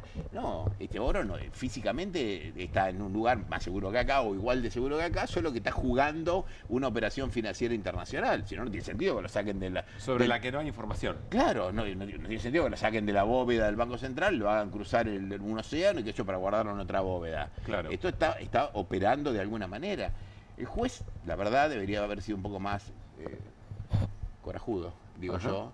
Pero bueno, probablemente hay un principio en el derecho que es el interés en la medida de la acción. A lo mejor lo que pidió el accionante fue conécteme estas excusas con la realidad, y el juez le dice, bueno, conecte, señor, las excusas con la realidad. Vamos a dar 1 año y medio más hasta que nos digan a ver dónde, si está en Basilea, dónde diablo está el oro de la República Argentina. ¿Por qué es grave? ¿Por qué es grave? Bueno, es grave porque precisamente se trata, el oro está además cotizando por las nubes, ¿no? Sí, creo que ganó en este momento, 123%. Sí, está, bueno, cotizando por las nubes. Pero es el oro de todos los argentinos, en la reserva del Banco Central. Si bien ya no rige el patrón oro, tiene que ver con es el tesoro, digamos, es el tío rico. Bien lo tenemos acá en el paño escenificado, digamos. Es el oro de todos nosotros, son las reservas en metal que tiene la República Argentina. No puede disponer un ministro o un gobierno como si fuera propio. Es tan obvio tener que explicar esto que hasta da un poco de pudor, ¿no? ¿Sabemos de qué cantidad de plata estamos hablando? Seguramente sí, yo no lo tengo presente, francamente, pero bueno, es una moneda. Sí, supongo que sí. Sí, no claro. Es una medallita. Y además es una moneda que se mueve, porque digamos, si la cotización del oro aumenta el valor de esa reserva. Ni siquiera sabemos el peso, la cantidad. Con lo cual, si vos lo usaste para garantía de un crédito de 100, esa garantía que podría haber sido de 100, ahora es una garantía de 200 contra un crédito de 100. Y si vos no pagás la garantía, cuando vos vas a la casa de Montepío, como se decía antes, a la casa de empeño, como cantaba Morris, y dejás la guitarra vieja, y después no tenés plata para ir a rescatarla, claro, te la rematan, viejo. Es así. Iri, le sacamos un tercer tema a Félix, ya que lo tenemos y lo aprovechamos. Tengo un tercer tema bastante grande, por cierto. Hoy se le concedió la libertad condicional al represor Eduardo Kalinek, que estaba condenado a prisión perpetua por los crímenes cometidos en Atlético Banco Olimpo. Bueno, vos además sos fiscal en causas de lesa humanidad. Y lo que te quería preguntar, además del caso puntual de Kalinek, que me impacta porque también conocemos a su hija, que es una referente de historias desobedientes, ¿no? De los hijos de los genocidas que no solo se han diferenciado de sus progenitores, sino que los cuestionan fuerte y organizadamente. ¿Qué hay que leer en esta decisión y en otras que se están tomando? También en la Corte, en otros tribunales. Hay una paulatina pero creciente, yo diría, concesión por parte de los tribunales a las posiciones de las defensas, sutil en principio, pero cada vez menos sutil. Pero esto es nuevo, digo, sí, tiene que ver con el contexto, con el discurso negacionista. Esto es relativamente nuevo. Yo he tenido algunos casos de menos trascendencia pública, pero con personajes tan o más connotados que Kalinek, que efectivamente es muy conocido en el circuito represivo de La Plata por el rol que le cupo, pero también por el caso de la posición de su hija, ¿no? En este caso específico, la Cámara de Casación, que es la que resolvió esto, tiene un equipo que evalúa junto con los informes del servicio penitenciario si la persona que ya cumplió el tiempo para salir en libertad condicional, además cumplió las condiciones para salir al medio libre. Se introyectó la ley, tiene conciencia de la gravedad de los delitos que cometió. Hay, no digo un arrepentimiento, pero sí una reflexión acerca de esto. En fin, lo estoy simplificando, ¿no? Sí. La Cámara de Casación, que creó estos equipos para mejorar los informes del servicio penitenciario, que son muy esquemáticos, relativiza el valor de los informes de su propio equipo y ensalza el valor de los del servicio penitenciario. Un servicio penitenciario que cambió la posición, que era profesional y muy negativa respecto a la libertad condicional, hasta que el servicio penitenciario salió de la órbita del Ministerio de Justicia y fue a la órbita del Ministerio de Seguridad, que coincidió con el evento que todos conocemos en la unidad de Seiza, a lo cual le siguió la mudanza. La visita de diputados y Claro, diputadas. eso es, perdón que no fui más explícito, y que a lo que le siguió la mudanza de los detenidos, pocos, que son muy pocos los detenidos en unidades penitenciarias reales. Sí, creo que son 14. Sí, son muy pocos. Sí. A que una unidad, por otro lado, del cual fueron desalojadas presas madres para alojar a los represores condenados. Una unidad que es un hotel, digamos, a otra unidad que es un hotel pero con cancha de tenis, digamos, con algunas estrechas más que la unidad 34. O sea, hay como una convergencia de favores, digámoslo así, de resoluciones favorables que van constituyendo, a mi modo de ver, un avance de los reclamos de los sectores afines a la represión, sin consagrarse en normas. No son indultos, no son amnistías, no hay una retórica oficial alrededor de esto, pero sí efectividades conducentes. Claro. O sea, el gobierno en definitiva lo que busca o lo que está pergeñando, que sabemos desde la época de aquella visita, se va consumando en decisiones judiciales. Así es.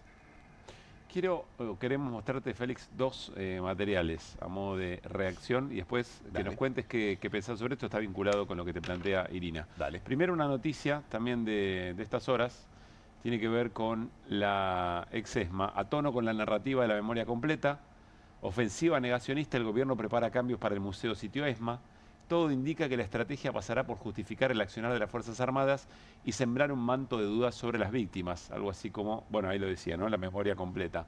Y quiero que compartamos, a ver si estamos hablando de estas tres cosas que te estamos preguntando sobre delitos de lesa, si estamos hablando de lo mismo. Esto ocurrió en un stream libertario donde participó, donde estaba además la diputada nacional Lilia Lemoine. Los cucas no son waterproof. Lo único que le va mal es con el agua, porque cuando van a las marchas los bañan, Sí, si los tiran también. de los aviones no saben nadar. También. Y- Sí, se ahogan en la laguna. Y si se tiran en algún lado ahí por el sur, También se ahogan solos. también Así solos. que como tiene un problema con el agua. Igual descubrí algo. Les gusta mucho la leche en la cara. Sí, claro, bueno, es agua. Todos tienen pantallas pantallas decís, para mí. no hay forma de que no les encante lo que está pasando. Sí, Algunos, no. yo he visto videos, hermano, algunos con la boquita. Vení, vení. Ya está listo, clipea. puede ser. Tiene que clipear eso ya. Sí, sí, sí. Olvídate de la última parte, si no querés no. Es más jardín de infantes. Lo anterior. No, va junto, es la banalización del horror, va junto. Digamos, la idea de poner en ese contexto de estudiantina y de mal gusto cosas espantosas, contribuye a quitarle la gravedad y la hondura que tienen estos padecimientos y ponerlo en este contexto de juvenilla fascista. A mí me parece lo del Museo de ESMA, que era lo primero que señalaste, sí, yo tengo la misma información, digamos que hay ahí una especie de curaduría de revisionista del contexto del sitio histórico de ESMA, que no lo pueden cerrar porque es patrimonio de la humanidad, digo, entonces, o sitio, bueno, no sé si la denominación es exactamente esta, pero seguro que la UNESCO lo declaró, sí, algo parecido, sitio histórico de la humanidad, entre 45 sitios, digamos, no son muchos en el mundo que tienen, Claro. que tienen esta condición, entonces francamente sería una provocación internacional hacer eso, pero sí le pueden empezar a cambiar el contenido. Hay toda como todo museo, digamos, moderno, no es un lugar donde se pasea y se miran cosas solamente, sino que hay materiales de interpretación, hay mapping, digamos, hay una cantidad de formas de comunicación interna, porque tiene un sentido educativo también. Muy probablemente vayan a hacer esto, es muy probable que sea así. Yo sé quiénes son las personas que están trabajando en eso, bueno, las noticias se saben, yo soy el fiscal de la causa ESMA.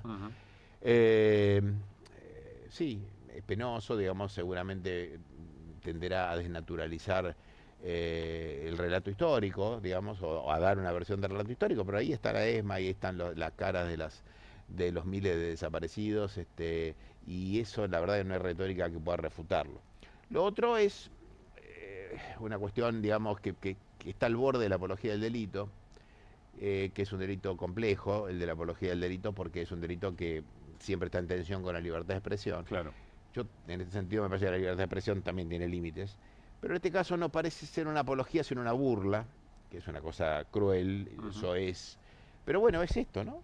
Al fin y al cabo estamos frente a un ejercicio del poder soez, cruel, ultra, enloquecedor, y lo que se busca precisamente es esto, ¿no? Que los familiares desaparecidos estallen de indignación, se enfermen, tengan infartos, mueran. Y la verdad que con los enemigos no hay que, y digo enemigos deliberadamente, porque la persona que se mete con los discapacitados, que se burla de personas arrojadas, sedadas al mar, no son ni oponentes ni adversarios, son la versión, la versión contemporánea de estos enemigos de la condición humana, digo, ¿no? Pero con los enemigos no hay que indignarse, hay que ganarles. Marian. A mí me cuesta mucho compatibilizar un gobierno que dice el que las hace las paga con todo esto que estamos conversando, ¿no? Esta es la primera reflexión que quería compartir con vos. Pero lo segundo, es una duda que a mí me atrapa. ¿Qué poder de lobby tienen estos viejos de mierda que están presos desde hace 15 años o 20 años? O aquellos que se está juzgando, que insisto, son viejos de mierda. ¿Cuál es el secreto del poder que tienen de lobby? Algunos que las hacen las pagan. Bueno, eso ya nos dimos cuenta. Otros no. Y en realidad esto es una provocación para cambiar de conversación, para complacer a un sector que consideran numeroso, y lo es, digo, ¿no? Son votantes también. Algunos lo hacen por convicción ideológica, otros porque toman este discurso y lo ponen en la ultraderecha. Tiene un capítulo que es el capítulo de la ultraderecha dictadura, otro capítulo que no. Seguramente dentro inclusive de los libertarios habrá gente que se incomoda con esto, otros están muy contentos, por supuesto, y de paso distraen, ¿no? Se reflexiona, uno está embotado de indignación, de bronca, y habla de estas cosas, en lugar de hablar de otras cosas que son las verdaderamente importantes. Los personajes, que yo no los minimizo, porque realmente tampoco, expresan... Son asesinos, criminales, sí. Ya está, pero eran los matarifes de Martínez de Dios, ¿no? Eran los matarifes de Martínez de Dios. Absolutamente. Es decir, al servicio de un modelo económico. Claro, eran los que, bueno, disfrutarían de asesinar, digamos, había gente que estaba con un parque de diversiones en un centro clandestino, pero eran los matarifes de Martínez de Dios. Félix, como siempre, gracias. Un placer. Muchas gracias por estar acá. Nos vamos a ir a una pausa. Al regresar, hoy hubo una movilización de la comunidad de la ciencia y la tecnología en el polo científico. 2 arbolitos de Navidad armaron, uno con los grandes logros de la ciencia argentina y otro con el ataque, los reclamos respecto de las políticas del gobierno de Javier Milei, y datos de la actividad económica con Aldana Denis, todo eso después de la pausa.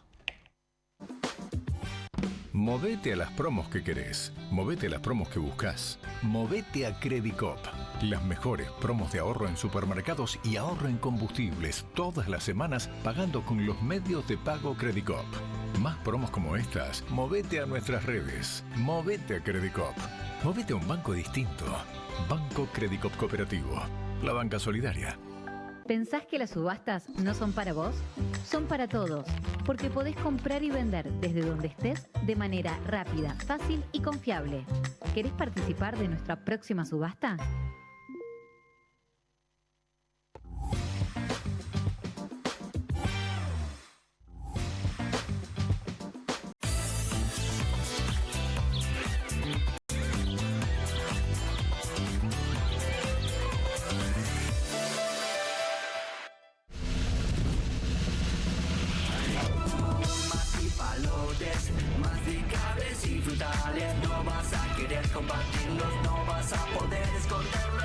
Proba los nuevos caramelos masticables de Mogul, también en su versión Extreme. Tener la nueva línea Philco Inverter Pure Energy, que usa IA para diagnosticar la calidad del aire y renueva el ambiente con una brisa pura del exterior, es darse un gusto en vida. Los gustos en vida. Philco. Cueste lo que cueste. El primer streaming de Perfil.com, conducido por Román Yuch junto al Doc Juan Heruela, los periodistas Marcelo Mármol Moura y Lucas Buceta. Información deportiva, opinión y análisis. Cueste lo que cueste. De lunes a viernes, a las 10 horas, por Bravo TV. Bienvenido a todo Latinoamérica.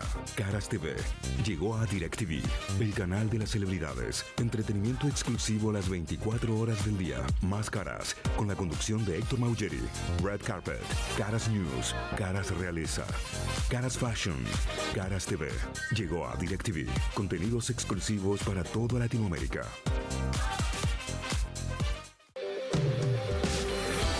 Emprendidos, con la conducción de Ornella Flench. Historias de emprendedores en primera persona. Consejos prácticos para alcanzar sus metas. Emprendidos, de lunes a viernes a las 12 horas por Bravo TV.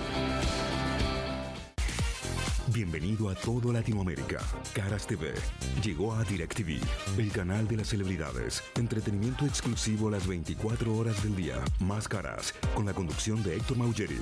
Red Carpet, Caras News, Caras Realeza, Caras Fashion, Caras TV. Llegó a DirecTV. Contenidos exclusivos para toda Latinoamérica.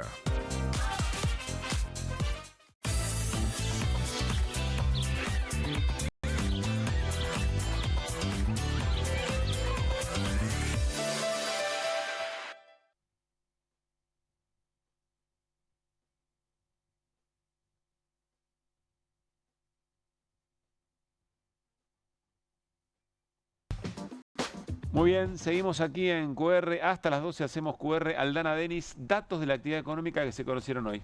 Sí, Pablo. Hoy el INDEC publicó el estimador mensual de la actividad económica que registró una caída del 0,4% con respecto a octubre de este mismo año.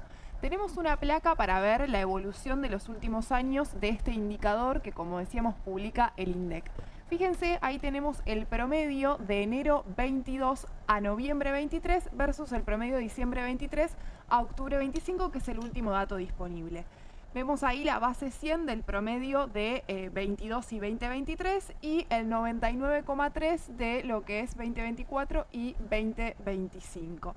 ¿Qué significa esto? Que la actividad se encuentra más o menos en promedio 0,7 puntos porcentuales por debajo del nivel que alcanzaba en el 22-23. Uno así a simple vista podría decir, bueno, 0,7 casi que estamos al mismo nivel. Tapardo, claro. Exactamente. Ahora, como con todo indicador de la actividad económica, lo importante es hacer doble clic e ir a ver qué pasa a nivel sector, a nivel actividad. Y es por eso que trajimos otra placa para mostrar cuáles son los sectores que traccionaron la actividad económica y cuáles son aquellos que registraron mayor caída con respecto a 2023. Fíjense, ahí tenemos los primeros 3 sectores en rojo, los sectores que registran caída con respecto a 2023. El comercio, en primer lugar, la construcción, 14,3% respecto a 2023. Industria manufacturera, un 9% respecto a 2023. Y el comercio con un 4,3% de caída. Por otra parte, tenemos los sectores que traccionaron ese crecimiento, que son las barritas que vemos ahí en color verde.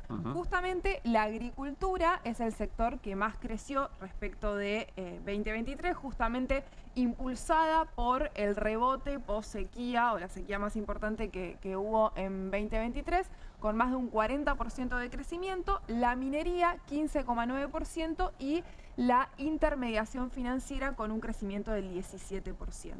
¿Qué tenemos en ese gráfico? Bueno, un poco lo que hacemos es comparar cuál fue la evolución en términos de actividad económica y qué representación tienen esos sectores en el mercado de trabajo argentino, en los puestos de trabajo registrados en el sector privado. Bueno, ahí van a ver en las flechitas que se ven al costado de las barras que mostrábamos recién, cómo los sectores que registran mayor caída, construcción, comercio e industria, representan el 44,5% de los puestos de trabajo registrados en nuestro país, y los sectores que traccionaron o que hicieron que la caída no fuera tan profunda representan el 9%. Este gráfico nosotros lo mostramos siempre desde CEPA porque nos parece bastante importante para poner sobre la mesa cuál es el problema de este modelo económico, ¿no? que los sectores que traccionan o los sectores que promueve el gobierno de Javier Milei son poco representativos en términos de empleo, y los sectores más afectados con el sesgo antiindustrial de este gobierno, con la paralización de la obra pública y con la caída del consumo a raíz de la caída en el poder adquisitivo de los salarios, son sectores que tienen mucha representación en términos de puestos de trabajo. Vos podrías tener incluso, ahora está medio parda, como decíamos, equilibrado en términos de crecimiento, un poco más bajo, pero vos podrías tener crecimiento económico y aún así un modelo de país excluyente. Exactamente, así como lo decís. Crecimiento económico, pero que no se traduce en generación de puestos de trabajo, que no se produce ese derrame o ese famoso derrame que el gobierno muchas veces menciona. Justamente traía los datos del SIPA, que es el Sistema Integrado Previsional Argentino, que muestra cuál fue la pérdida o la creación neta de puestos de trabajo de estos 6 sectores que vemos ahí. Tomando los 3 sectores que decíamos que registran caída en la actividad económica, la destrucción neta es de 94.236 puestos de trabajo. De esos 3 sectores, el único que registró, si se quiere, un poco de crecimiento con respecto a noviembre de 2023 es el sector del comercio. La industria y la construcción son los sectores más afectados en términos de puestos de trabajo. Ahora, si vamos a los 3 sectores que crecieron, en total hay una destrucción neta de 2.222 puestos. ¿Por qué? Porque el único sector de esos 3 que generó puestos de trabajo respecto a noviembre de 2023 es el sector de la agricultura. Los otros 2 destruyeron puestos de trabajo. Interesantísimo el dato. O sea, aún esos sectores destruyen y el que genera puesto tampoco genera muy poco, digamos. Volvemos a la idea de, como abrimos el programa, ¿no? País chiquito. Es un modelo de un país chiquito, donde puede haber cifras o puede haber datos que le dan indicadores que el gobierno puede tomar, como hizo Milei con el tema del consumo, pero hay que mirar en realidad las plataformas online, etcétera, etcétera, o como Scioli, que quiere medir de otra manera el turismo. Acá también puedes tener un indicador que te dé crecimiento económico, pero es un país para pocos. Efectivamente, sí, y a raíz de lo que mencionabas, Pablo, de la entrevista de Javier Milei con Luis Majul, donde menciona datos del consumo y la composición, trajimos un par de datos más respecto de la evolución del consumo, comparando lo que es consumo masivo y consumo de bienes durables, como para poner otro dato sobre la mesa en relación a este país para pocos. Fíjense los indicadores que tenemos en verde. Tenemos en la primera columna la variación interanual, en la segunda columna la variación acumulada con respecto a 2024 y en la tercera la variación con respecto a 2023. Vamos a enfocarnos en la tercera para hacer una comparación con respecto al año 2023. Fíjense, que es un cambio de modelo, digamos, ¿no? Efectivamente. Tenemos 2 indicadores que están en verde que registran crecimiento y son particularmente el patentamiento de motos y patentamiento de autos. Ahora, los indicadores que se encuentran en rojo son ventas en supermercado, autoservicios mayoristas y electrodomésticos. Digo, para pensar un poco en relación a esto de la composición en la evolución del consumo, cabe la pregunta de qué sectores son los que incrementan el patentamiento de autos y qué sectores son los que traccionan hacia abajo el consumo masivo, el consumo en supermercados, poniendo otra vez de relieve la dinámica que tiene el modelo de Milei en términos de fragmentación, si se quiere, de la clase trabajadora. Ahí veíamos, bueno, justamente patentamiento de motos y patentamiento de autos. Agrego un dato adicional: ese crecimiento es mayoritariamente en importación de autos. O sea, ni siquiera genera laburo. Efectivamente, el crecimiento tiene que ver fundamentalmente con la importación de autos. No genera laburo, lo compran los ricos y mientras el resto se caga de hambre, digamos. Pero este gráfico más o menos. Pero el número cierra. Pero tenés un número de consumo. Te lo traduzco, digamos. Traducción. Efectivamente, sí. Gracias, Aldana, muy bueno, muy claro por sobre todo. Vamos, de los últimos temas que vamos a charlar en el programa de hoy, qué lunes bravo, en esta semana de Navidad, pero cuántas cosas están pasando si uno las quiere ver. Vamos a lo que pasó hoy en el Polo Científico, movilización de la comunidad científico-tecnológica, también universitaria por el vínculo tan hermanado que tienen. Armaron 2 arbolitos de Navidad, en uno, a modo de presente, a modo de regalo, todas las cosas que la ciencia logró, y en otro, los ataques, el ajuste, las consecuencias del ajuste en ciencia y tecnología de las políticas del gobierno de Milei. Cientificidio, sin fondos, sin ciencia, precarización laboral, precarizados, etcétera, etcétera. Quiero saludar a Willy Durán, decano de la Facultad de Ciencias Exactas de la Universidad de Buenos Aires, que entiendo participó del acto. Hola Willy, ¿cómo estás? Pablo Caruso y todo el equipo del QR saludamos. Pablo, ¿cómo estás? Gracias como siempre por el llamado. Gracias a vos por estar, sobre todo en la hora. Bueno, contanos algo de lo que allí se vivió, con qué espíritu, con qué ánimo. Bueno, yo decía que tenemos que transformar la bronca y la tristeza en alegría y esperanza. En poder decir que la Argentina para salir adelante tiene que tener inversión en ciencia, inversión en universidad pública, seguir dando ese mensaje, seguir denunciando que lo que hace este gobierno es un verdadero cientificidio, que nos condena a no tener futuro, que lo que han decidido a lo largo de estos 2 años es desinvertir en ciencia, el presupuesto para ciencia, de la función CICITENGA, el presupuesto nacional, que debería estar por ley aprobada por unanimidad en el año 2021, en 0,45 del PBI, va a estar este año en una tercera parte, que nuestros sueldos tendrían que recomponerse a fin de este mes, tanto lo de profesores universitarios como de los científicos del CONICET, tendrían que recomponerse de manera nominal en un valor cercano al 50% recién para estar como estábamos en diciembre del 2023, cuando por supuesto no vivíamos en el mejor de los mundos, pero que es un punto de partida para poder funcionar. La ley de financiamiento universitario y la ley de ciencia y tecnología tienen que ser aplicadas en el mayor corto plazo posible, porque si no, no nos van a quedar universidades públicas de calidad, no nos va a quedar un sistema de ciencia y tecnología de calidad como el que ha tenido a lo largo de los años la Argentina, a pesar de los distintos vaivenes sociales, económicos, políticos que hemos tenido. Nuestra ciencia y nuestras universidades son respetadas en el mundo y lo que está haciendo este gobierno es destruirlas. ¿Cómo viene el futuro, suponés, de aquí en adelante? ¿Qué tal? Buenas noches. Mariano Hamilton te pregunta, porque el diagnóstico ya el diagnóstico lo tenemos más o menos claro de la atrocidad que ocurrió en todos estos 2 años, pero ¿cómo sigue de acá en adelante? Mirá, yo lo digo relacionado a la ciencia, pero también relacionado a las universidades. Ya no hay más excusas para aplicar la ley de financiamiento universitario, que se aprobó 5 veces en el Congreso, en sus distintas etapas, 3 en la Cámara de Diputados, 2 en la Cámara de Senadores. Me parece que va a ser muy difícil que tengamos cuatrimestre en las universidades a partir de marzo del año que viene, si el gobierno no hace lo que tiene que hacer, que es implementarla. Hizo un último intento, un último manotazo de ahogado, podemos decir, con esto de tratar de mezclarla dentro de un capítulo, intentar dar de baja la ley de financiamiento universitario. Bueno, no lo lograron, ahora tienen que implementarla. Esperemos que los jueces estén a la altura. Hay un amparo presentado por la Universidad de Buenos Aires y por el Consejo Interuniversitario Nacional para que esa ley se aplique. Y algo muy parecido con el sistema de ciencia y tecnología. Hace un par de semanas decidieron que no hay más subsidios de ciencia en la Argentina. ¿Sabés, Mariano, cuánto le cuestan al Estado Nacional por año? ¿Cuánto le costaban? 50 millones de dólares. Nada. Sí, nada para lo que es un Estado. Nada para lo que es un Estado. Bueno, la sexta parte de lo que costaron esos aviones chatarra que le compramos a Dinamarca. Con eso se podían financiar 6 años de subsidio de ciencia en la Argentina. Bueno, este gobierno decidió que no hay más. De los pocos países en el mundo que no tienen subsidios para ciencia y tecnología. Es una aberración, es una verdadera locura. Hay que terminar pronto con esto porque el daño que están ocasionando es muy grande y recuperarnos va a costar mucho tiempo. Bueno, sigo tomando las palabras de Milei, no es trivial cómo se hace el ajuste, ¿no? Sí, claro. Guillermo, quiero profundizar un poco lo que nos decís respecto del primer cuatrimestre del ciclo lectivo 2026. Sí. ¿Qué quiere decir? No sabemos si arranca o no, porque en general... no sabemos que arranca, pero arranca.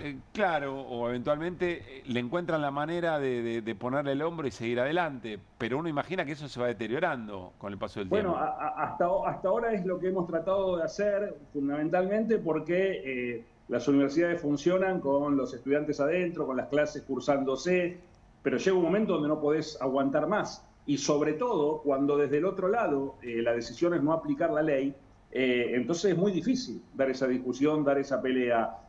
No me extrañaría que los gremios, docentes, no docentes, estudiantiles, propicien alguna medida más fuerte de fuerza si el gobierno no aplica la ley. Está en manos del gobierno, lo que tiene que hacer es aplicar la ley. No le estamos pidiendo cosas que son muy difíciles o muy extrañas. Hay que aplicar la ley de financiamiento universitario. Te cuento algún número más. Sí. La diferencia entre lo que propone la ley de financiamiento universitario y lo que propone el gobierno para las universidades son 1.700 millones de dólares. Este gobierno en 48 horas le regaló a 5 o 6 agroexportadoras esa misma cifra. Por lo tanto, cuando dicen que no hay plata, en realidad no se están mintiendo. Están decidiendo para qué sí hay plata y para qué no. Bueno, en este caso tienen que asumir que perdieron, que la ley de financiamiento universitario está vigente y que la tienen que llevar a la práctica. Guillermo, gracias como siempre. Un gran abrazo. Un abrazo para ustedes y ojalá que tengamos un mejor 2026. Gracias, Guillermo. Abrazo grande. Guillermo Durán, Facultad de Ciencias Exactas de la UBA. Vamos a hacer una última tanda, breve, en serio, y volvemos con un par de scroll que la verdad son para no perdérselos. Ya venimos.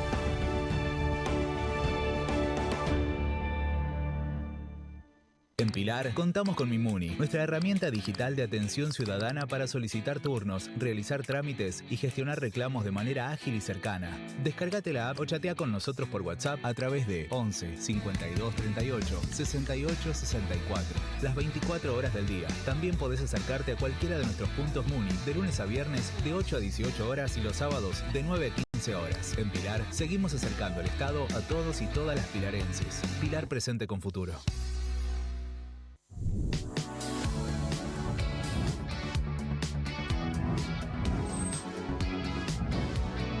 Soy Agustín Neglia, los invito a todos a ver por Amazon Prime lo mejor de La Rioja en nuestra nueva serie de viajes Super Guide por Amazon Prime.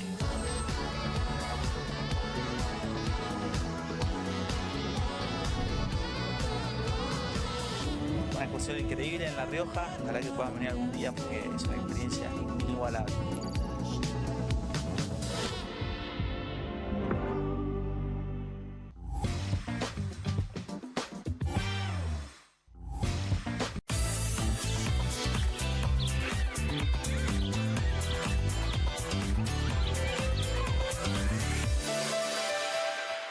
Tener la nueva línea Philco Inverter Pure Energy, que usa IA para diagnosticar la calidad del aire y renueva el ambiente con una brisa pura del exterior, es darse un gusto en vida. Los gustos en vida. Philco. Linda en el pasado, linda en el presente. Linda para siempre. Buenos Aires, la ciudad más linda del mundo.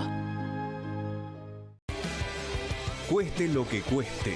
El primer streaming de Perfil.com, conducido por Román Yuch junto al Doc Juan Herbela, los periodistas Marcelo Mármol Moura y Lucas Buceta. Información deportiva, opinión y análisis. Cueste lo que cueste. De lunes a viernes, a las 10 horas, por Bravo TV. Emprendidos, con la conducción de Ornella Flench. Historias de emprendedores en primera persona. Consejos prácticos para alcanzar sus metas. Emprendidos, de lunes a viernes a las 12 horas por Bravo TV. Bienvenido a todo Latinoamérica. Caras TV llegó a DirecTV, el canal de las celebridades. Entretenimiento exclusivo las 24 horas del día. Más Caras, con la conducción de Héctor Maugeri. Red Carpet, Caras News, Caras Realeza, Caras Fashion, Caras TV. Llegó a DirecTV. Contenidos exclusivos para toda Latinoamérica. Tener la nueva línea Philco Inverter Pure Energy, que usa IA para diagnosticar la calidad del aire y renueva el ambiente con una brisa pura del exterior, es darse un gusto en vida. Los gustos en vida. Philco.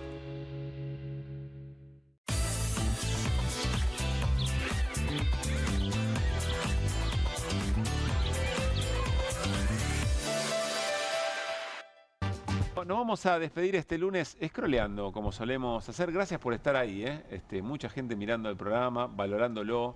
mucha conversación en YouTube. Muchísimas gracias por eso.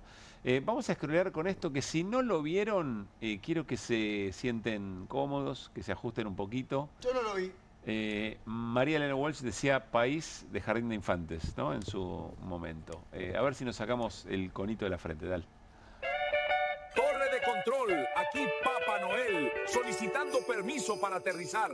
Quería desearles una muy feliz Navidad a todos los integrantes de la Fuerza Aérea Argentina y felicitarlos por la incorporación de los nuevos F-16 para defender los cielos de la patria.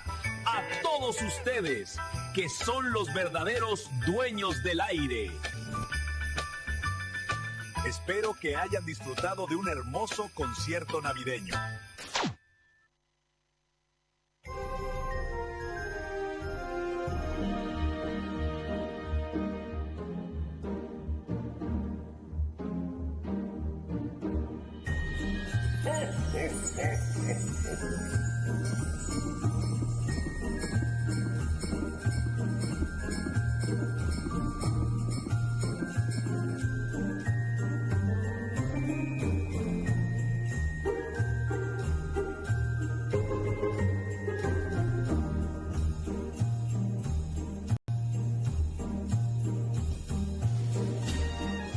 Bueno, y así creo que sigue unos segundos más. Pero tenés que aclarar que no es joda. No, es una por pieza eso. audiovisual Es que creada parece una broma. por la Fuerza Aérea Argentina para la Navidad. Pero parece una broma. En algún punto creo que es una joda. Es una broma. En algún punto creo que efectivamente lo es. Qué bárbaro. No sé muy bien qué decirles. Lo vi Es varias que no veces. hay mucho para decir. O sea, no terminás de entender. Creo que un reclamo salarial ¿no? De las Fuerzas Armadas en este momento bastante fuerte. No sé Sí, cómo de estarán las Fuerzas Armadas observando. en general, sí. ¿En qué cabeza dice? Sí, hagamos además el tema que puso sobre el tapete también el reclamo salarial es el suicidio del soldado. Que creo son tres. Sí, que son tres, pero yo me refiero, bueno, el que genera que pone el tema sobre la mesa es el que se suicida dentro de la Quinta Bolívar. Claro. Nos reímos de los nervios, tu Está frase. muy bien. El primero era Petri, Lo el de que abajo. Aldana no puede creer. Dicho sea de paso, no Sí. sé si es lo que vamos a compartir ahora, pero podemos hacer otro momento. Le dio una entrevista el ministro de Defensa Presti, siempre entre Petri. Le dio una entrevista a... No, está bien, no hace falta, tranqui. Si tenían otra cosa, seguimos con otra cosa. Pero fue a dar la entrevista con Feynman tratando de explicar o dando alguna respuesta, porque hay mucho cuestionamiento interno en este momento en las fuerzas. Ya lo había con el nombramiento y con el desnivel de las fuerzas por ese nombramiento como el jefe del ejército. Y fue a la entrevista con el uniforme militar. A mí no deja de sorprenderme eso. Acá en la Argentina, por ahí, no sé, en Estados Unidos veo que van, ¿no? Los militares van a las entrevistas, pero acá me parece todavía muy fuerte. Para mí es un montón. Bueno, y alguito más de la revista Barcelona, que siempre tiene el gran desafío en este tiempo hacer humor, ¿no? A ver. Grinch Caja, está bien. Está bien. ¿Por qué no? No llego a leer. ¿Viste cuenta? La Navidad avanza, Grinch Caja afirman que el 3% de los regalos no llegarían a los niños. Está bien. Una solución coimera para los problemas argentinos, decía la bajada. Igual no salimos del shock de lo anterior, si no lo habían visto. No. El Grinch Caja es una pelotuda al lado de lo que vimos ahora. Por eso es muy difícil Es para muy la revista difícil Barcelona. superarlo. ¿Cómo lo superás? Nada, muy difícil superar. Irina Hauser, muchas gracias Un placer. por haber estado aquí. Mariano Hamilton, lo propio. Gracias a Aldana vos. Denis la rompió en esta noche, muchas gracias.